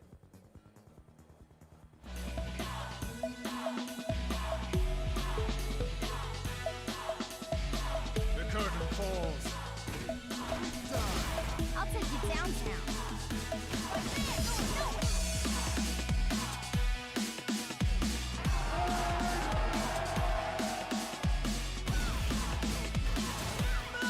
That's how you start the fight and finish it quickly.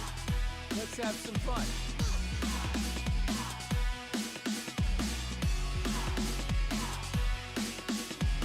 Let me zap you.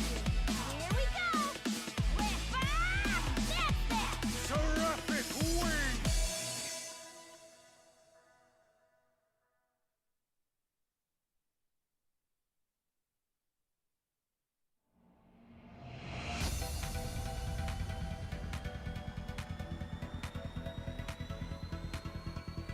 Go beyond the battle. Get ready. Destroy. Begin.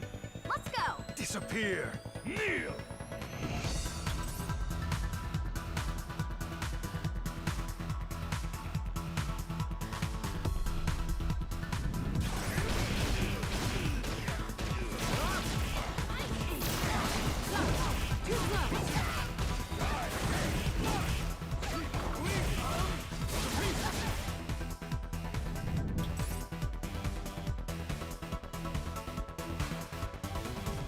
You do not have the strength to crush the spirit of the king. All right. I really like to exercise. And training is a lot of fun. Time to meet your death, vile insect. Pull out all the stuff.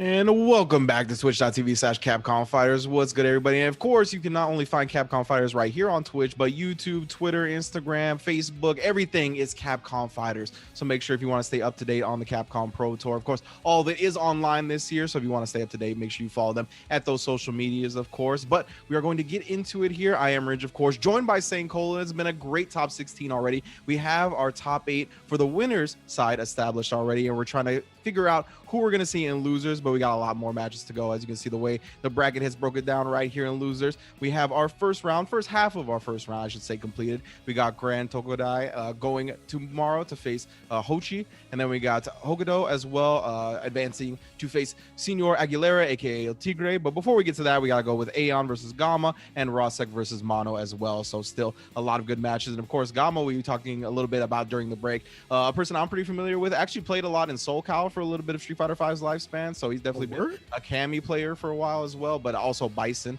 So we're gonna see what we're gonna see, you know what I'm saying, what he thinks can get the job done today.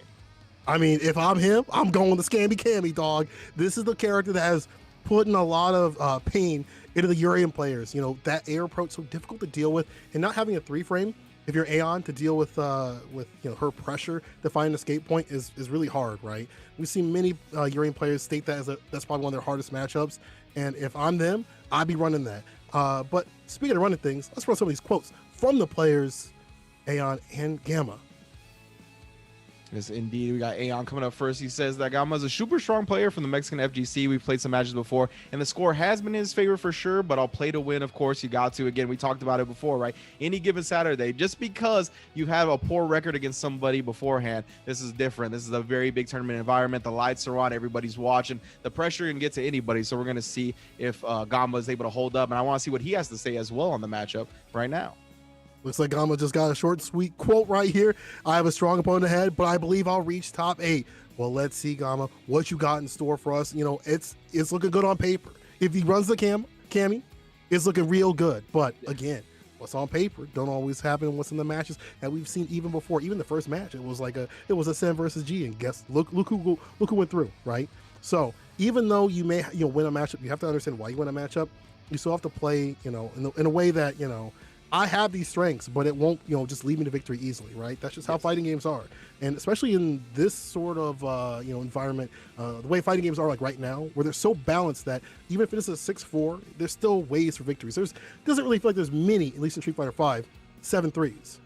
Yeah, I think the balance of Street Fighter V is quite strong, actually. Definitely, I think even the worst characters are still pretty decent, and most of the characters in the roster can get the job done at a tournament level, at the highest level the game has to offer. So big ups to everybody that's just been kind of repping their characters, right? And I think this late into the game's lifespan as well is when character specialists really start to shine, because they get used to these nuanced situations that they have to deal with, or these bad matchups that they figured out different options for over the course of the game's lifespan.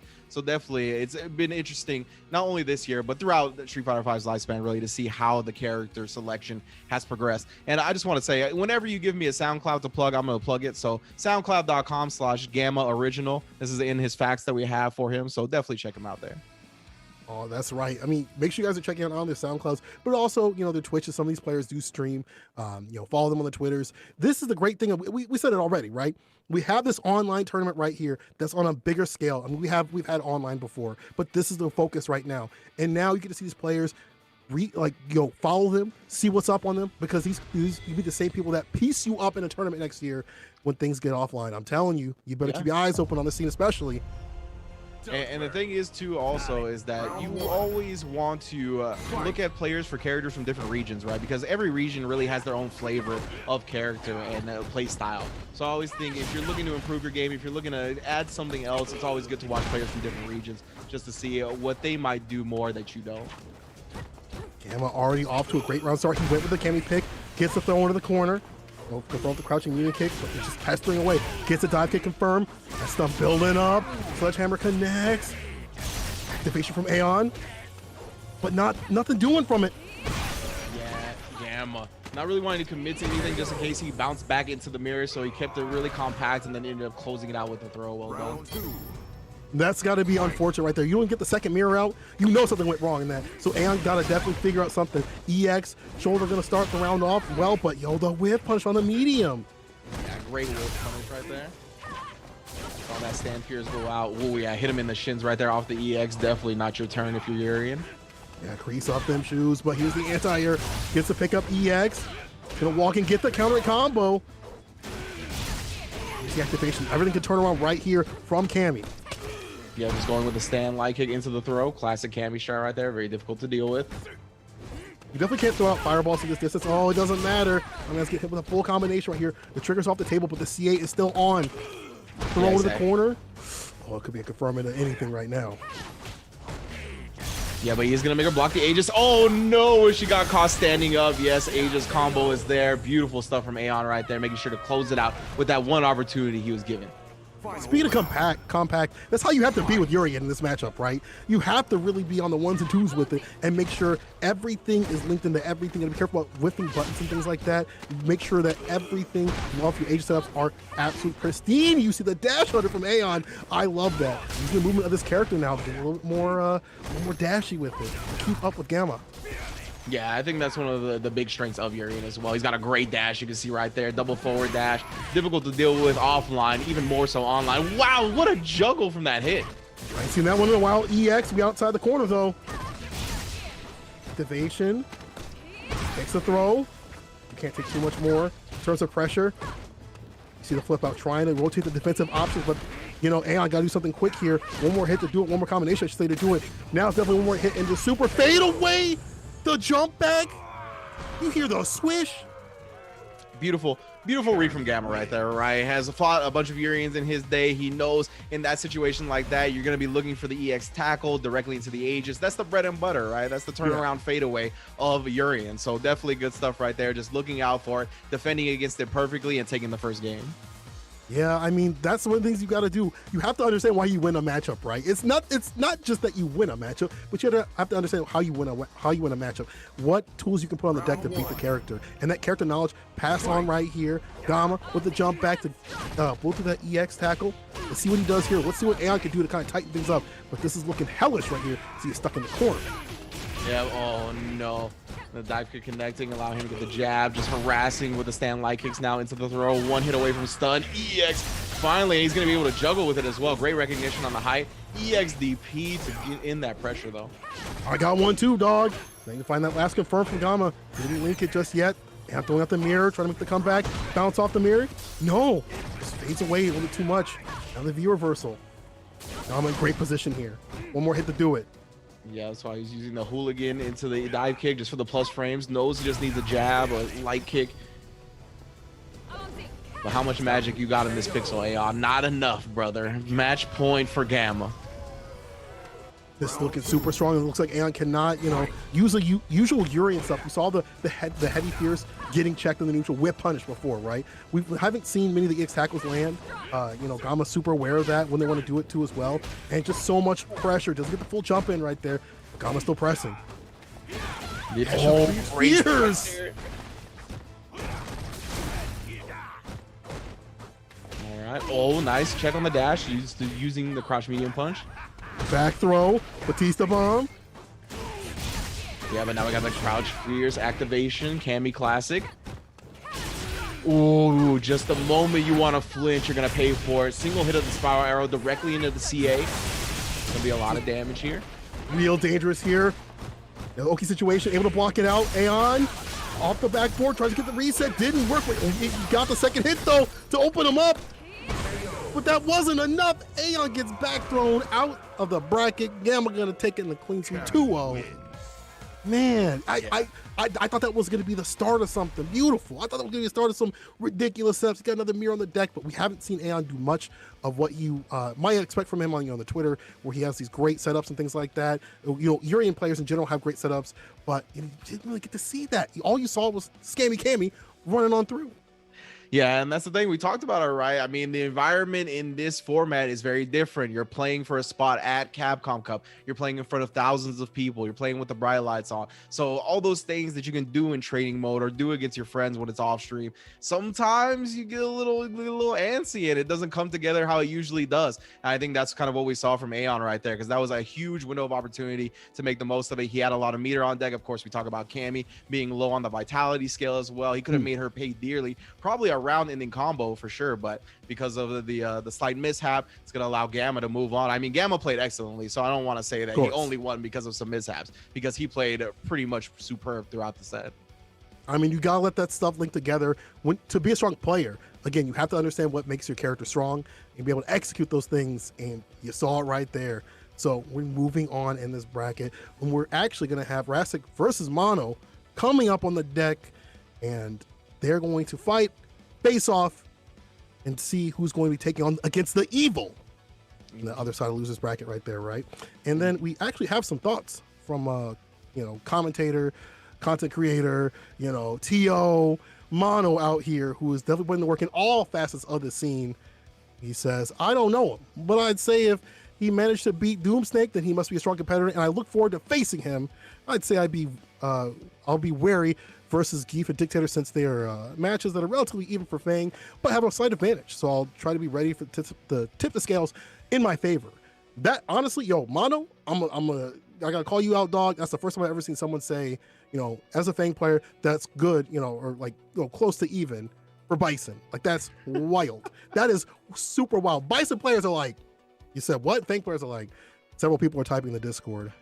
So, but at the same time, though, Mono may feel like that because he has had some practice with Bison. He plays Bison as well. Yes, he understands that matchup. So understanding that matchup may help you, feel like that matchup's more even. And heck, maybe it is more even. He's found something in that matchup that we don't know about.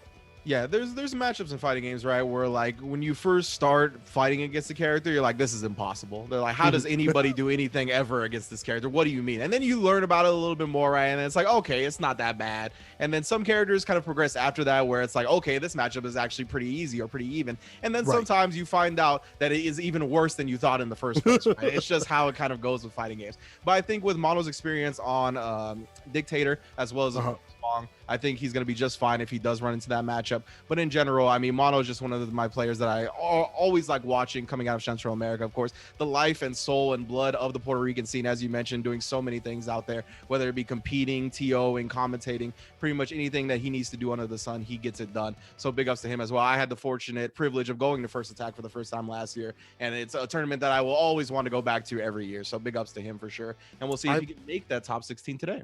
Yeah, I believe they're having First Attack Street Fighter 5 soon. Like, their tournament is soon. I don't know if it's next weekend or some other time. I'm not sure the dates. I don't know. Time is a distant factor for me and many people right now.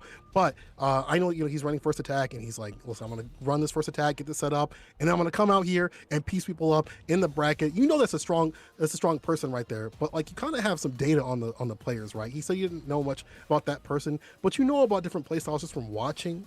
And building these TOing and stuff like that, and building the scene, you kind of get a grasp of how these characters start to play even a little bit more. It's like you actually kind of add on your knowledge while you help out the scene, while you build everything. So it's like you benefit from this in a second hand. You kind of like a sponge. You kind of absorb all that knowledge. Exactly, definitely. I mean, as commentators, we can relate, right? Like, just the amount of footage we have to watch, we end up absorbing it, right? A lot just by osmosis and studying and just commentating the match. So I think Mono has that privilege as well, right? Because not only is he a player, but he's every facet of what we need in the fighting game community. So I'm sure he's absorbed a lot of information, a lot of knowledge, and really just has a good idea of how fighting games are played, right? Not just Street Fighter 5, but really the fundamentals behind facing a person and kind of playing upon their conditions and their expectations and trying to turn that on their head, and just in general all the decisions that go into playing against someone in a fighting game. So we're going to see how his opponent deals with it as well, though, because of course his opponent, no slouch either, has made it to top 16. Playing from Mexico is going to be Rasek, I believe, on the Bison, if I saw correctly. Yes. Yeah. Looks like it's going to be a Bison pick right there. Listen, again, he's played Bison before extensively, and I'm sure he's played many Bison players in general, so I'm sure he's got a game plan for this matchup. Let's see if Rasek has something for this matchup, too. It's one thing to, again, win a matchup. Do you know how to play this matchup, though? And a character like Fang, especially top level, there aren't many to kind of run the sets with, in consistency, right? Let's see what Rasek has. We can already get cross counter right here. Sent to the corner, puts the hands on the man, and that's stunned. I was gonna say, it's all coming crashing down real quick for Rasek, and then the reset, leaving him standing right there just to get the throw, the unscaled damage. Knows that one throw will spell the end that goes up the first round. Rostic looking like, man, what is this character? Is this DLC right here, dog? Because like, how many times do you see this character, come through the rank matches and things like that? And again, at this kind of level. But the absorption right there's some matchup knowledge, getting some bar, V-bar from that as well, trying to walk him down. That's the wild part to me about Fong, is that he's a launch character, and he is still one of the most underrepresented characters in the game, right? Still a character that a lot of people acknowledge when facing against. So Mono can continue to exploit that. Anti-air, side switch, throws out the balls on the deck, EX float. The delay rise right here, just blocking it out, but you've got to do something in terms of offense. It can't just be all defense. There's the stomp, the shoes on the man. When the V reversal still gets him out of that situation after V-trigger activation. Oh no, and whiffs with the command throw, punishes it slightly. Put the cloud down. Yeah, had to do it because he went for the slide. The jump back and the finisher right there. Mono looking super dominant. We were talking about how strong he is in this match. He's played this character. You know he knows the gaps. He knows how to deal with that, and he also knows how to put the pressure on Bison, because in terms of reversal, he has the 3-frame, but he's got to hold a lot of stuff, right? He's got to spin it for the V bar for the V reversal. Yeah, you didn't have a DP, so if you're not applying the pressure, you're getting pressure. Exactly. And that's really what Mono exploited in that last round. He was like, I got some plus frames with Fong, and I'm going to use them. I'm going to make sure you feel real uncomfortable and make sure that the poison keeps ticking, the gray life keeps ticking. And it's just, we're used to seeing Bison really have that gray life type game, right, with the Psycho Axis and the +3 roundhouse. But it was really all Mono. Anti-air jab, I like that matchup knowledge right there, knowing when to use what anti-air. Crush though, no big follow-up, but setting up the cloud. Just walk him all the way to the corner again. We've been here so many times. Rasic got to switch the positions. But the only thing to switch is Mono doing it himself as he's putting the mix-up and the damage on the deck. This is unfortunate. Rasic got to do something. We haven't seen the trigger really being played with a lot. We haven't seen too much. What an anti-air on that EX Devil's reversal after jumping back as well. Just immaculate play from Mono. And then anti-airing with the poison right there. Gonna keep ticking down, put him on a pixel. Oh my goodness, even the fly avoiding the Psycho Crusher. That's so unfortunate. The reversal, we out of there. Mono just down back, he's like, listen, I'm sitting pretty right here. I don't have to stress out. All I need is that one hit to do it, right? Yeah, and without bar, you don't really have to worry too much about what Bison's gonna do. You can kind of, obviously, the just come through in the neutral, but you can, for the most part, just block everything out, and there's the instant overhead, the Copen cut. Mono, a match point. Facts, Mono. Very close to moving on a second round of losers top 16. Stuffs the slide with the poison cloud. All the stuff to jump in and makes him pay a little bit more using the EX sleeves to follow up. Oh, you can't press nothing, brother. That's plus.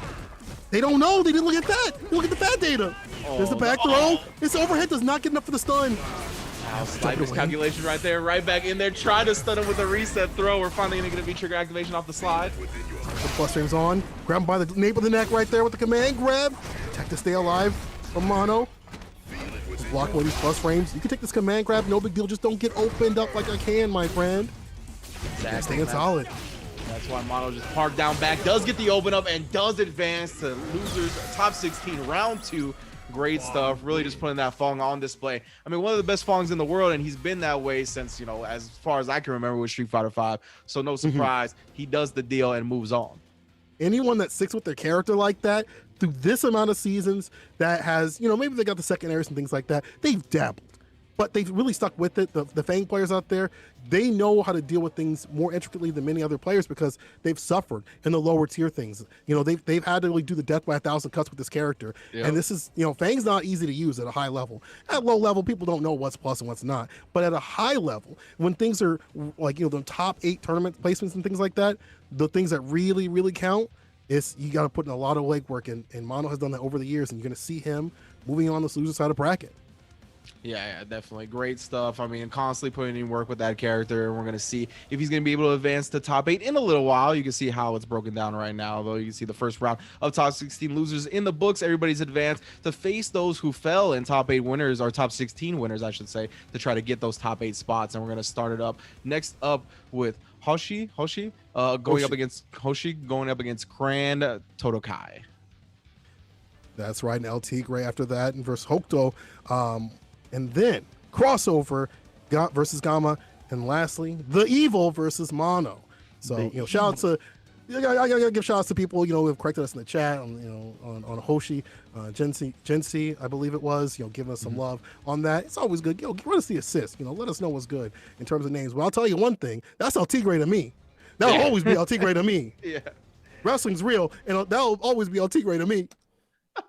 Most definitely. I can't wait to see El Tigre in a little bit, of course. We're going to take our top 16, our top match in top 16 losers round 2, I should say, first, of course, which is Hoshi. He's going to be bringing back up, I believe it was the Akuma. The Akuma Yes. going up against Gran Totokai's Urian, who had a great match in top 16 losers round 1, definitely defeating his opponent after I believe had fallen to his opponent in previous tournaments before. So he's able to get that run back, build that momentum, build that confidence, which has already got to be like overflowing, right? You talked about his mom bursting in the room and showing him all the support, him able to run back against a person that he's fallen to in tournament before. So I mean, Totokai's got a lot of momentum, he's got a lot of confidence, and I mean that spells a very dangerous opponent for anybody going up against him. That's like, you got the family power up. They got the hands up, giving you their energy. They are giving you the spirit bomb of family style out here. That it's going to be hard to beat that. But at the same time, Hoshi is no stranger to the danger. He's been to the top 8s of CPTs. He's been through CPT tournaments in general. He's put big names down, and he'll do it again too. Gran Totokai got his work cut out for him. And Mom, if you're in the back, I hope you cheer real hard for him, all right? I hope you cheer real hard for him, because this is loser side of things. Only one person can be moving on in this match. Indeed, man. Yeah, Gran Totokai, defeated Bushin so that's right, to get here. So we're going to see how he fares. He defeated Zeku. We'll see how he fares up against the Akuma. But that Urian was looking tough, dude. He was not looking a little shaky like Aeon was, right? Aeon, we saw a couple of moments where these like big Aegis opportunities passed him by. None of that on the side of Gran Totokai. So I am very much looking forward to him keeping that confidence, keeping that execution clean, and we'll see who makes it a top 8. I think one of the things that will be interesting is like, will Joshi's like grounded style like kind of work out against Gran Totokai, that calm style, but actually round start, he's been off the grip with it, real aggressive, already putting Gran Totokai to the corner. Yeah, I love this. Hoshi just kind of establishing a fireball game, right? It's like, if you're going to jump, let me see it. Because right now, he's just going to bully him on the ground. But right now, he's the one getting bullied. A couple of Batista bombs have already taken him to the other side of the corner. Nice job right there from that range, trying to bait out an anti-air with the EX fireball. I like how he just jumped back with it, didn't take much of that great life. EX trying to get in there. But Hoshi, with his own fireball pressure back to mid-screen, the Bolt's just trying to land something. This man just picking away, but the target combo connects. Yeah, good confirm on that first hit of Stand Fierce to go into the target combo. Oh, speaking of whip punishes, we had the Stand Medium kick into the EX Red Fireball. Now we got, of course, the sweep made safe by the V-Trigger activation. Got to deal with this. Does hit him out of the air. Nice job not committing to any special.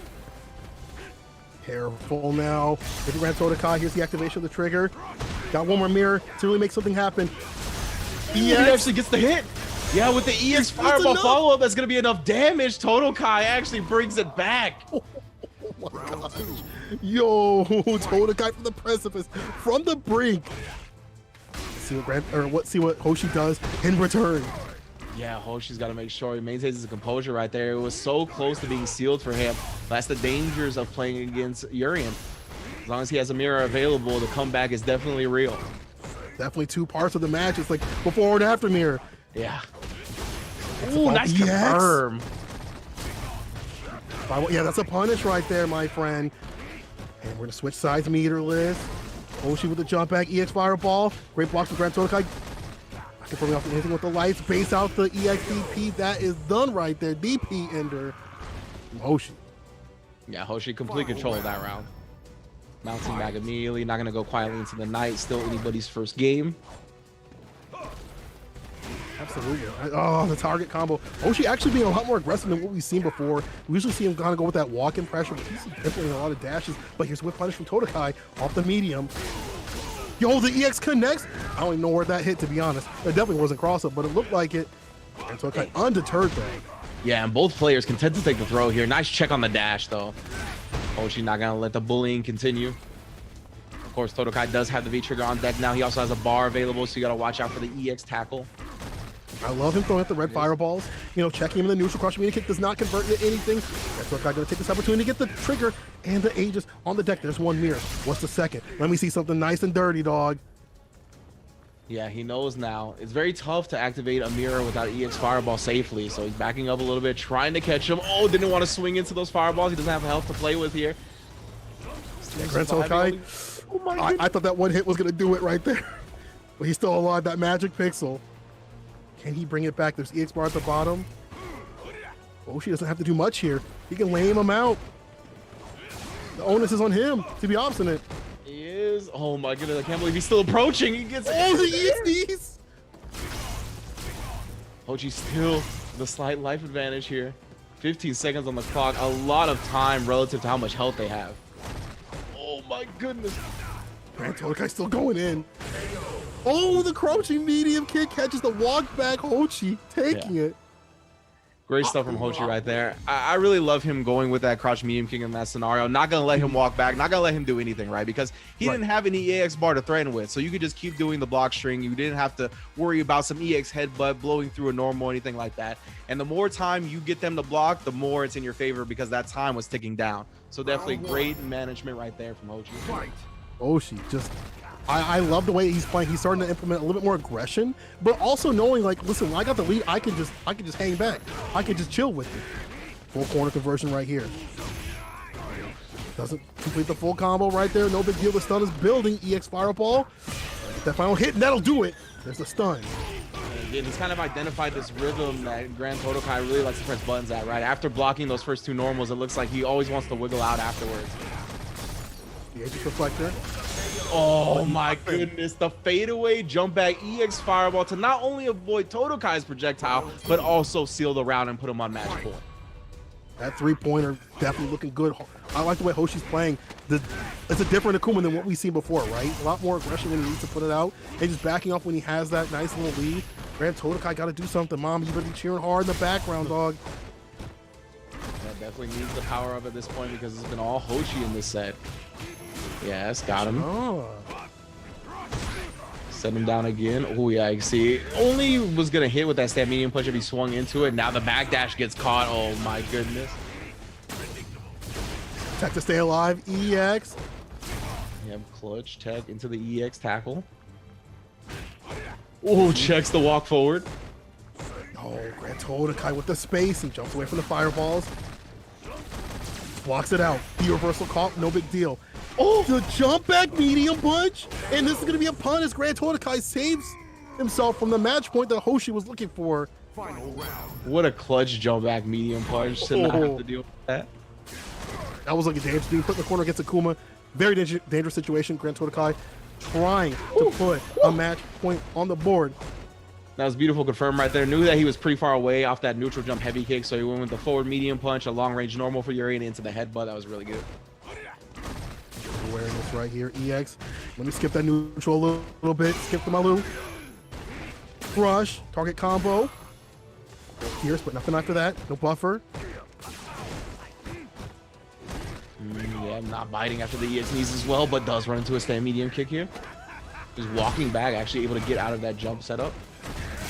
Fireball activation. Oh no, just walked up and got thrown for his trouble.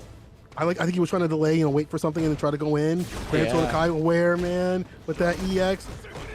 Be careful though, because this is Akuma, and there could be a terrible situation, a hard knockdown at any point. I was just gonna say this exact thing. You gotta watch out for Aegis, and you gotta watch out for the crouched light kick before it. Oh my goodness. Perfect play from Gran Totokai right there to seal the set. Or excuse me, put himself on the board. 1-1, 1-1. Oh man. It's been so tight that it's like I don't know where we're at. I'm surprised the players are where they're at, but that's the thing, the clutch factor of the Aegis. I'm telling you, it's before Aegis and after Aegis that you got to worry about. The BA and the AA, all right? There's two time periods. You got to be thinking about both of them if you're Hoshi. Most definitely, and he is living in the AA period now. You can start counting the years regularly, my friend. But like, yeah, dude, like as soon as he finally got that Aegis, you had to think that the crouch short was coming too. It wasn't even going to be crouch medium kick. From that range, he wanted the fast button, and that's what he went with. Led him to victory. Falls in the red fireball. Hoshi with a great round start with punish, using the medium to blow up that heavy. Totokai attacking. Dangerous, but it works out for him. He's now put Hoshi in the corner. Oh yeah, man. As soon as he lands, just presses the buttons right back, showing no fear here. Yeah, Hoshi Trying to make sure he doesn't get any more breathing room. Backs up just in case he wants to jump. EX knees actually does catch the fireball. Now he's going to go to the activation. Throws the V-reversal attempt. Very nice. Yep, and from that distance, he gets the big juggle. What are we going to do next? Oh, teleports out and then checks the dash with a jab. Beautiful stuff. Then ducking the headbutt and jabbing him one more time. Hoshi on match point. Just a dab will do you. Hoshi looking super strong. Again, when he gets that momentum and he gets that great round start and he's got that big lead, and with all those resources, he just plays so well. You can tell he feels so comfortable too. Air Fireball connects. Gran Totokai kind of breaking down right now. Can he right the ship? We shall see. He's already suffered a significant amount of damage here, but of course he can tie it up quick with a throw and then another one. However, checked once more. Yeah, Hoshi's been really good about those light checks, but Hicks knees in the skies, gets the Batista bomb throw. Yo, no dashes, but no conversion off the DP. That was unfortunate, Hoshi. That had to have been a fireball. That's so unfortunate. You eat so much damage, now you gotta activate. Yeah, Totokai did a great job recognizing the DP, the counter hit recovery right there, getting a counter hit combo going. Oh, and then he hits him out of the air after he's committed to a special, opening the door for a punish, and a Batista bomb to send it to the very last round. Final game. Final round, Gran Totokai versus Hoshi. This is going down to the wire. Both of them trying to get that great round start, get that momentum, and keep it in their hands. But here's a check from Hoshi. The side switch using the heavy kick Tatsu. Oh, but the Ace Fireball connects this time. Oh no, got caught flinching and then got caught reaching. Oh no, the stun is almost here. Oh wow! The cojones to go with the EX headbutt right there though pays off. Felt it in his heart and it worked out. Hoshi still in a great lead in terms of health, and that V-bar looking really delicate, decent too. He's got when to pop it when he gets that when he gets that point. He can probably do a V skill when he gets close. EX demon flip. He's getting closer and closer. Speaking of trigger though. Got the Speaking of trigger though. Ooh. He doesn't have any more EX bar, yeah, so that's all the damage he can get. Hoshi now trigger activation. It's so scary. That could have been it.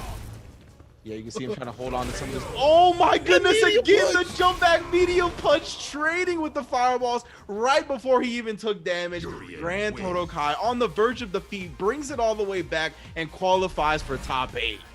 Wow. Dog, when Urian does that jump medium punch, he looks at his fist. He looks at his fist because he knows this is it.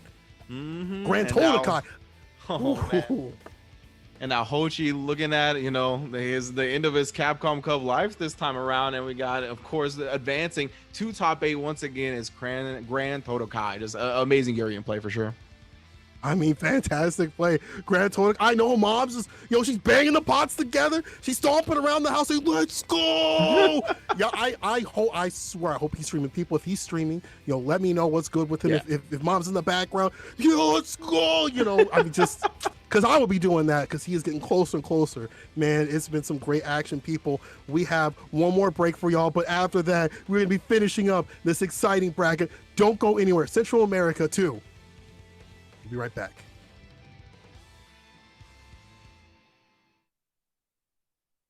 For the opponent to determine whether or not they should block left or right. Go on! I'd do it if I were you.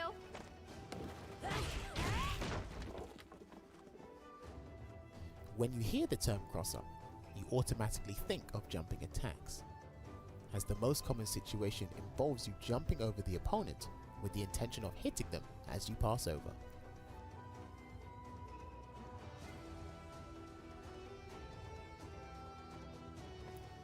When you successfully land a cross-up jumping attack,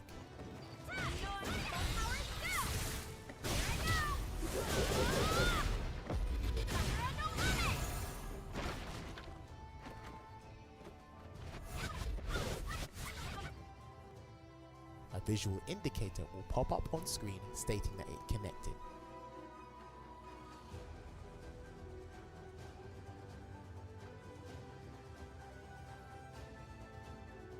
But cross-ups are not only associated with jumping attacks.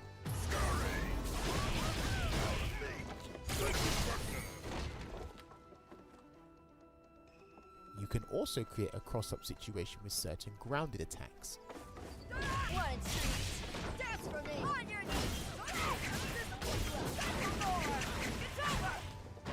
You just have to find a way to make them hit cross-up.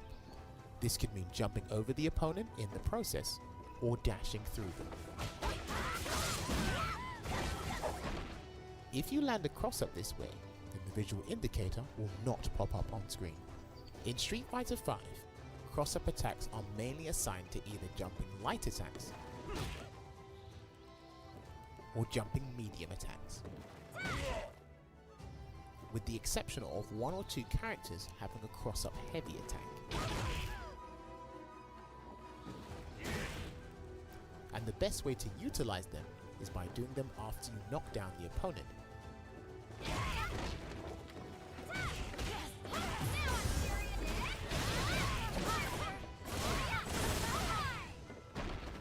As they'll be unable to move or take action for a short period of time. If you try to go for a cross-up jumping attack in open play arbitrarily, then there's a high chance that the opponent can anti-air the attempt. But at a particular angle, cross-up attacks can beat anti-air options. But this is situational and something you as a player have to work on. Cross-ups are really ambiguous.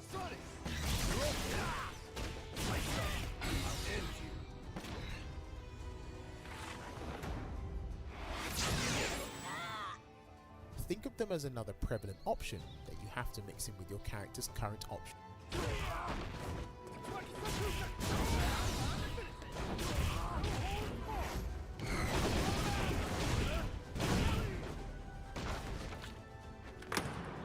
Whether they're grounded options or aerial ones. What was once seen as a glitch is now just a natural part of Street Fighter.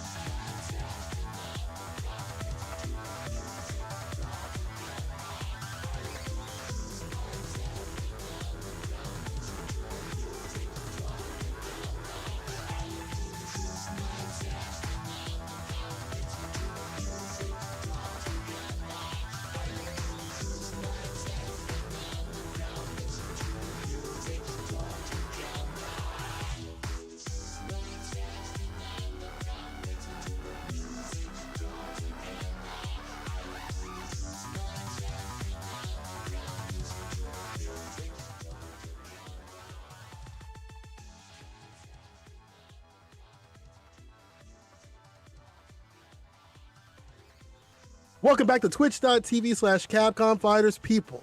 It's CPT time, and it's Central America 2 time. We're on the loser side of things, trying to figure out who's be moving on to tomorrow's top 8. My name is St. Cole, and I am joined with Wrench. How are you feeling, buddy?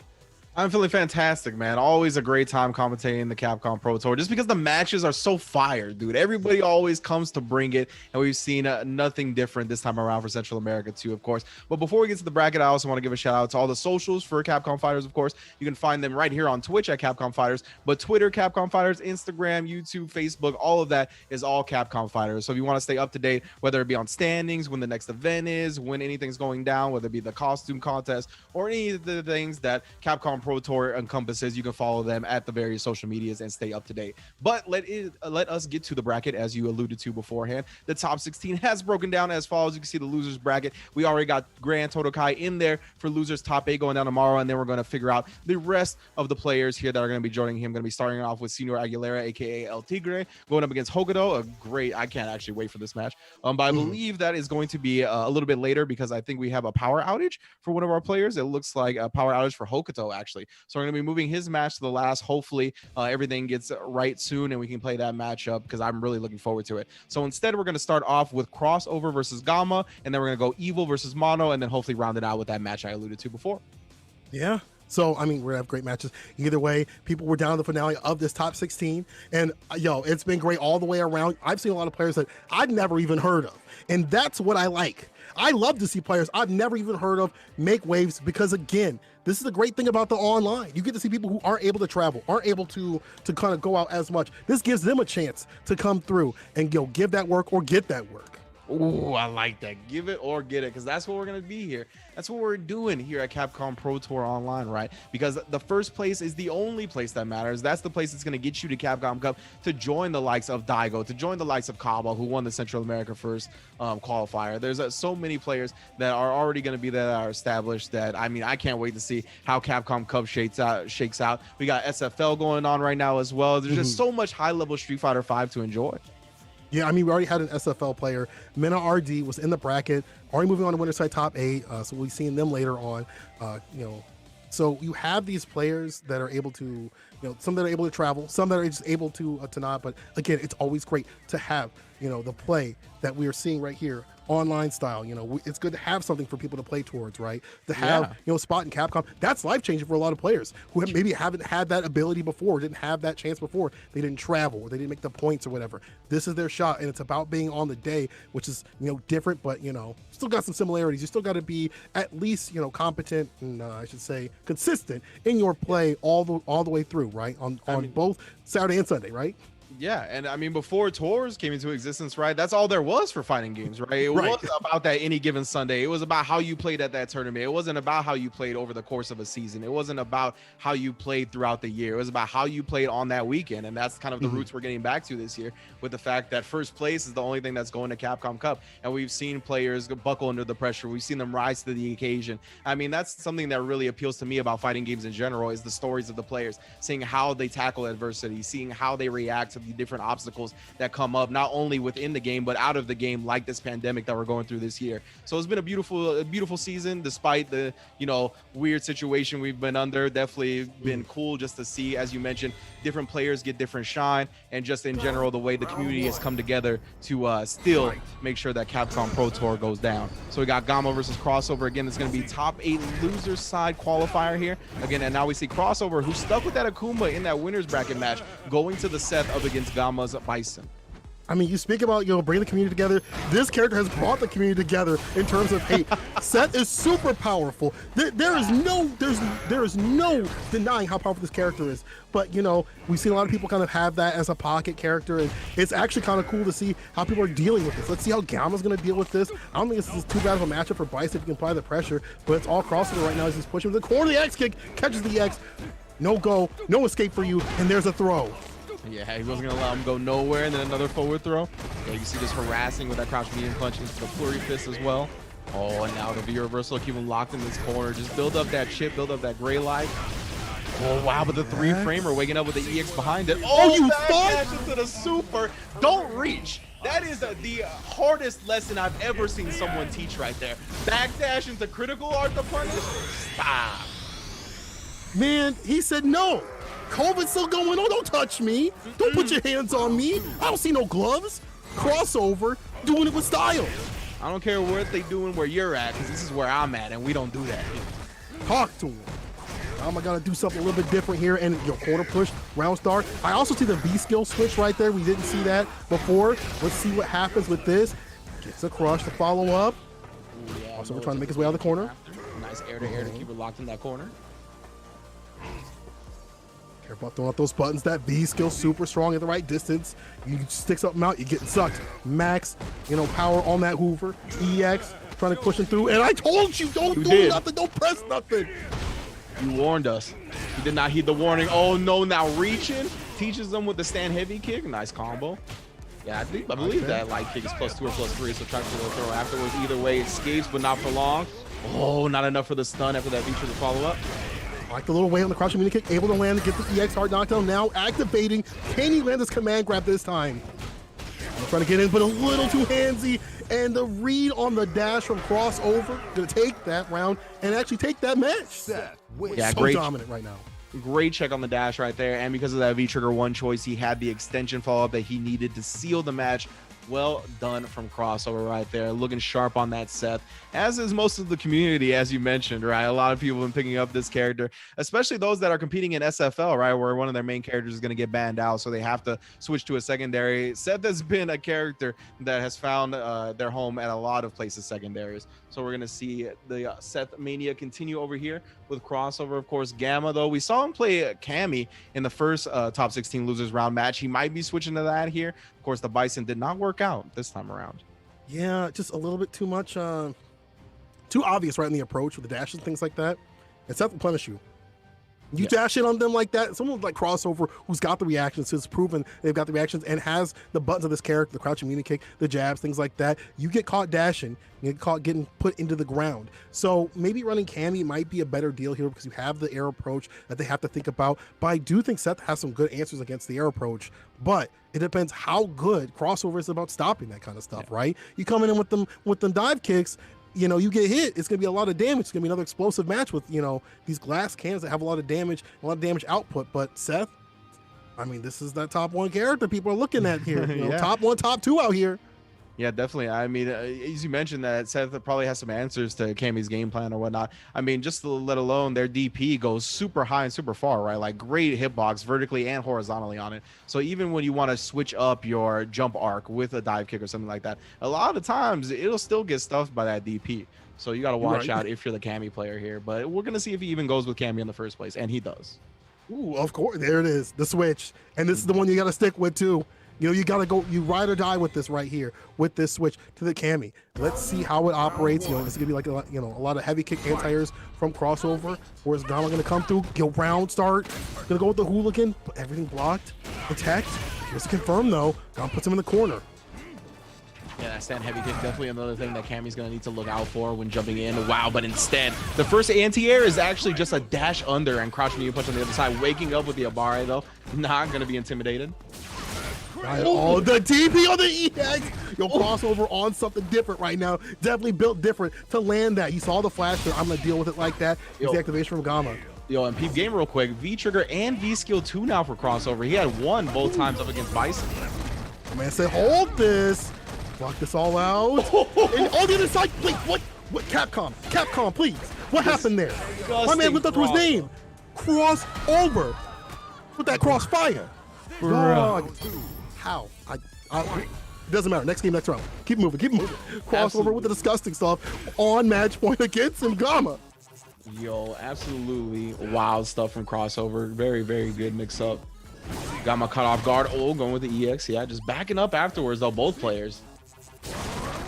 So patient. EX throwing out the neutral. Gotta be careful with that. The max range, you know, on the normal ones, you can punish. Gamma aware of that.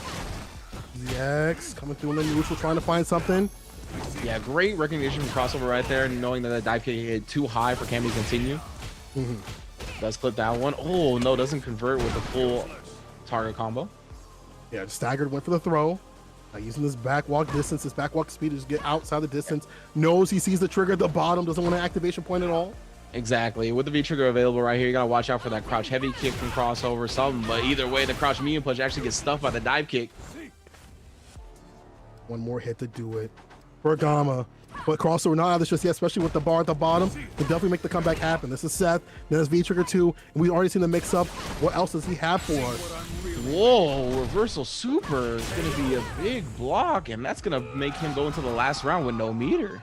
Ooh, I wonder if that was an input error. Maybe he tried to do the hands or EXDP or something like that, but man, that's expensive right there with tax. I 100% think it's just the EXDP that ended up coming out as a super. You crossover, you gotta just let that slide, but can't let bad TPs like that slide or bad dive kicks. Crossover coming in on with the V skill, trying to right that momentum back in his hands. Yep, and the random spin kick, able to catch the dive kick. Well done, but a cross under at the last second, trying to catch him with a shimmy attempt, but no biting on that throw bait. Flip out. Gets thrown. Gamma looking super strong right here. He's in V-Trigger 2 to make this every hit like hurt even more. Those conversions gotta be super careful. Crossover gotta find a way for that activation point. And here it is. What's the decision from Gamma? Again, blocking the low again, not biting. Man, my man's tacked out. I can't believe it. Axe kick as an anti-air. Actually, this should do it right here. Crossover bites a hit to do it. CA, see you out of this tournament. That's a 2-0 sweep by Crossover. That crossfire. That was just unfortunate because right there at the end, right, he ended up dropping it, did he not? Wasn't the rush punch hit raw, right? Or was So I tripping? then he just, I think you're right, and I think he just linked into. He just kept going. He's like, hey, he looked around. He was like, it's fine. 5 second rule. 5 second rule, dog. We're going in with it. We're going in, and he's going in further in the bracket. Crossover, still in it. Top taking down. Dog, he's set for tomorrow. Oh my god. Man, yeah. That was a really good play from Crossover, though. I'm glad we got to see a Seth, right? Because that's what we were talking about during his first match in top 8 or top 16 winners bracket, was more so that the fact that he'd been playing a lot of Seth and he felt more comfortable in certain matchups with the character rather than his traditional Akuma. But of course, he was going against MenaRD, a person he plays a lot, a person he's like comfortable with fighting, and just wanted to go with his best character. But I think we see that his Seth is more than capable of bringing him a tournament victory as well. So I hope we see that more tomorrow as well. Yeah, absolutely. Man, you know what? Actually, I gotta give a quick shout out to him. I believe today is his birthday. I'm not 100% sure. So, happy birthday, Crossover. If it isn't, I guess whatever day it is. I didn't read the flyer all the way, but what I do know is his birthday is this weekend. So, shout out to the man. I'm sure that's a great birthday present to get top 8 and just max out and chill. Obviously, it's loser side, but listen, to be in top 8 of a stack tournament like this, you gotta be super happy about it, right? Yeah, absolutely. I mean, that's the thing, right? It's part of managing your expectations as a competitor and your just like overall mood, right? It's like you want to feel good. You want to be like, all right, I'm happy that I played so well in this stacked bracket. I got to top 8, but the job is still not done, right? We've heard LeBron, we've heard professional athletes, we've heard professional fighting game players say the same thing, that you can be happy getting as far as you do, getting this top 8, but the job is not over until tomorrow. So Crossover, you should feel good about this right now, but you can't get too high up so you don't get too down low when you do lose, But anyway, that's true. We got Gran Totokai awaiting the match of Aguilera versus Hokuto, which of course is going to be our last match of the evening, barring any power issues. So next up, we're going to Malio the Evil up against Mono to see who exactly does face Crossover tomorrow.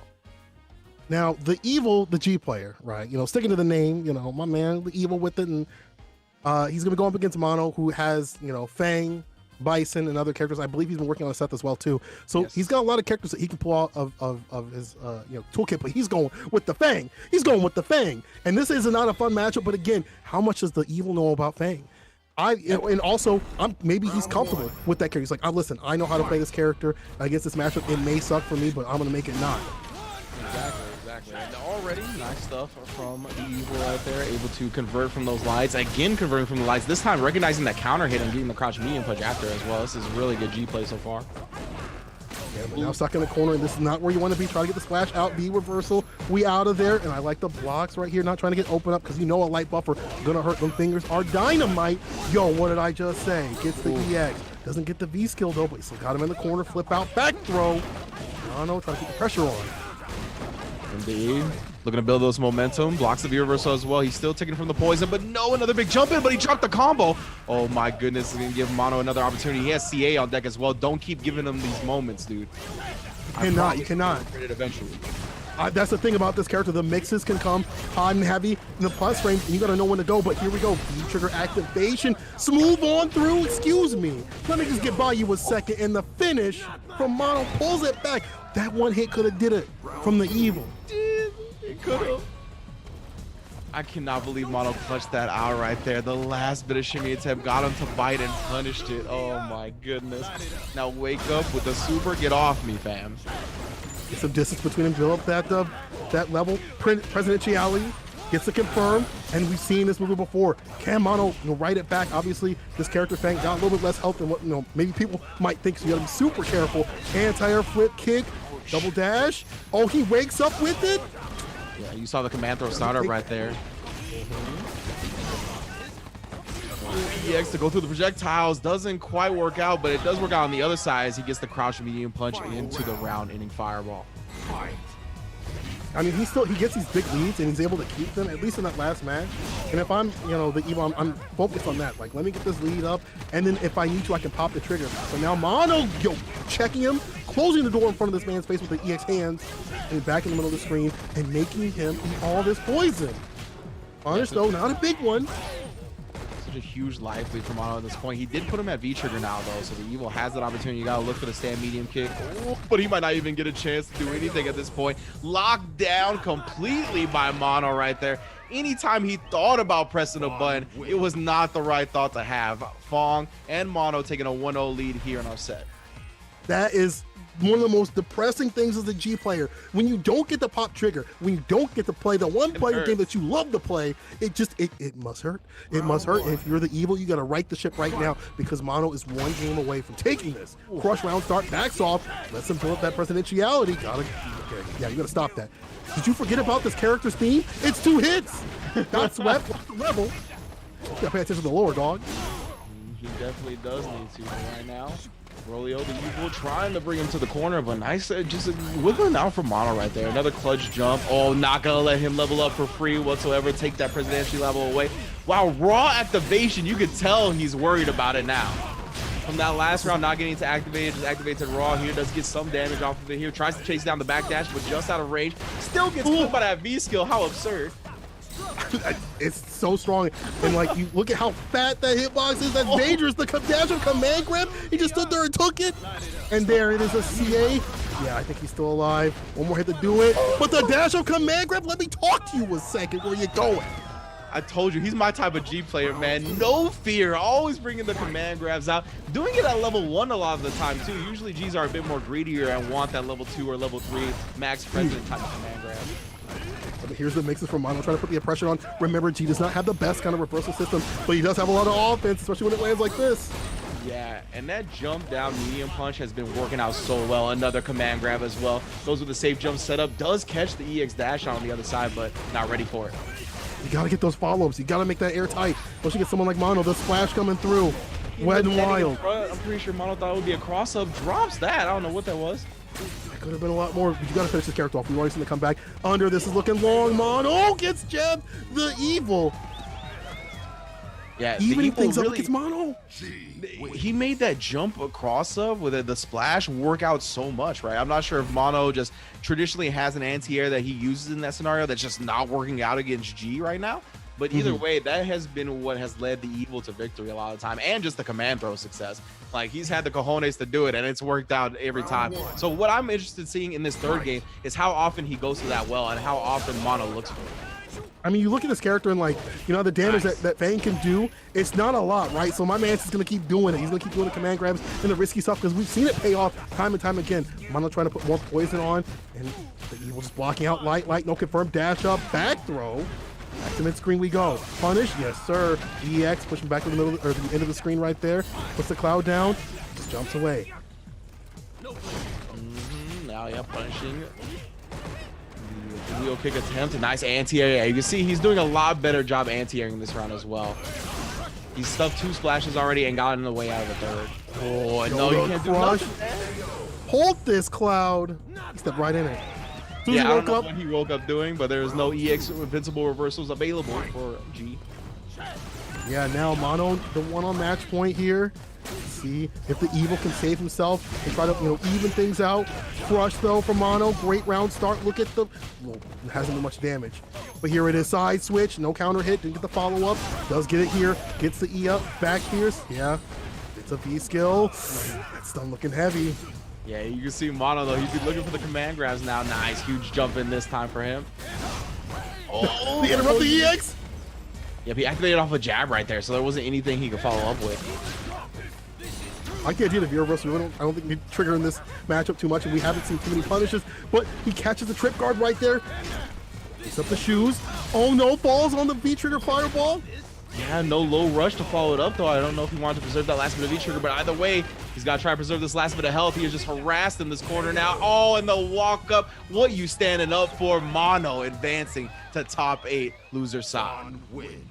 The Evil has been defeated. But no, great play though from the Evil, to be honest. They're getting this, top 16. definitely no small feat, but Mono staying alive and loser side, baby. It ain't over for him. And you know what? It's great again to see someone who puts so much of themselves into the fighting game community in so many areas, still be a strong competitor. Like, listen, I guess we don't have any excuses as commentators to be that, to be that as bad as we are and not be as good as he is. But, it is what it is. Mono, super strong inside and outside of the game, moving on losers bracket side of things. So people, we got one more match for you on the way. If things have kind of evened out between the players, we heard that there was a power outage for one of them. So we're going to see if things have kind of, leveled off and, got back to normal so they can continue the last match of the day. It's been great, Range. It's been absolutely great. Fantastic play all around. Again, I don't know half these players, but I do know them now. They're in the memory right now. I'll tell you that. Exactly, and that's one of the beautiful things about the online environment in general when it comes to CPT. Of course, it did exist before this year, and we got to highlight players, but this year it's all on the line when it comes to, I didn't even mean for that to be a pun, but you know what I'm trying to say now. Everything is online, and that's all that matters, you know what I mean? Is that one spot you get if you're the first place contender. So I want to see who joins all of our fabulous competitors that have already qualified, right? We already have so many good players in Capcom Cup that have conquered their own online tournaments, and we're trying to see who conquers this weekend's online tournament, right? Of course, this is just top 16 today. We're going to be having top 8 tomorrow, same place, same time as well. So remember, 5 p.m. Pacific right here on twitch.tv/Capcom Fighters. If you want to follow and stay up to date with everything, it looks like it is unfortunate that Hokuto has not responded or come back. So it looks like he will not be here to close out the set. Very unfortunate, because I really enjoyed the way Hokuto played that Vega in the first game. I thought he played very, very superbly well, but you can see because of the DQ how the bracket has shaken down. We got Gran Totokai going up against Senor Aguilera, aka El Tigre. Most people are going to know him by that name tomorrow. And then in the other side of losers top 8 round 1, it's going to be Crossover versus Mono, 2 staples of the Central America CPT scene. So I mean, it's going to be another great day of Street Fighter. It was a great day of Street Fighter today, Saint Cola. I really enjoyed chopping it up with you. This is our first time getting to commentate together, so it was a real good time, man. I enjoy your commentary a lot.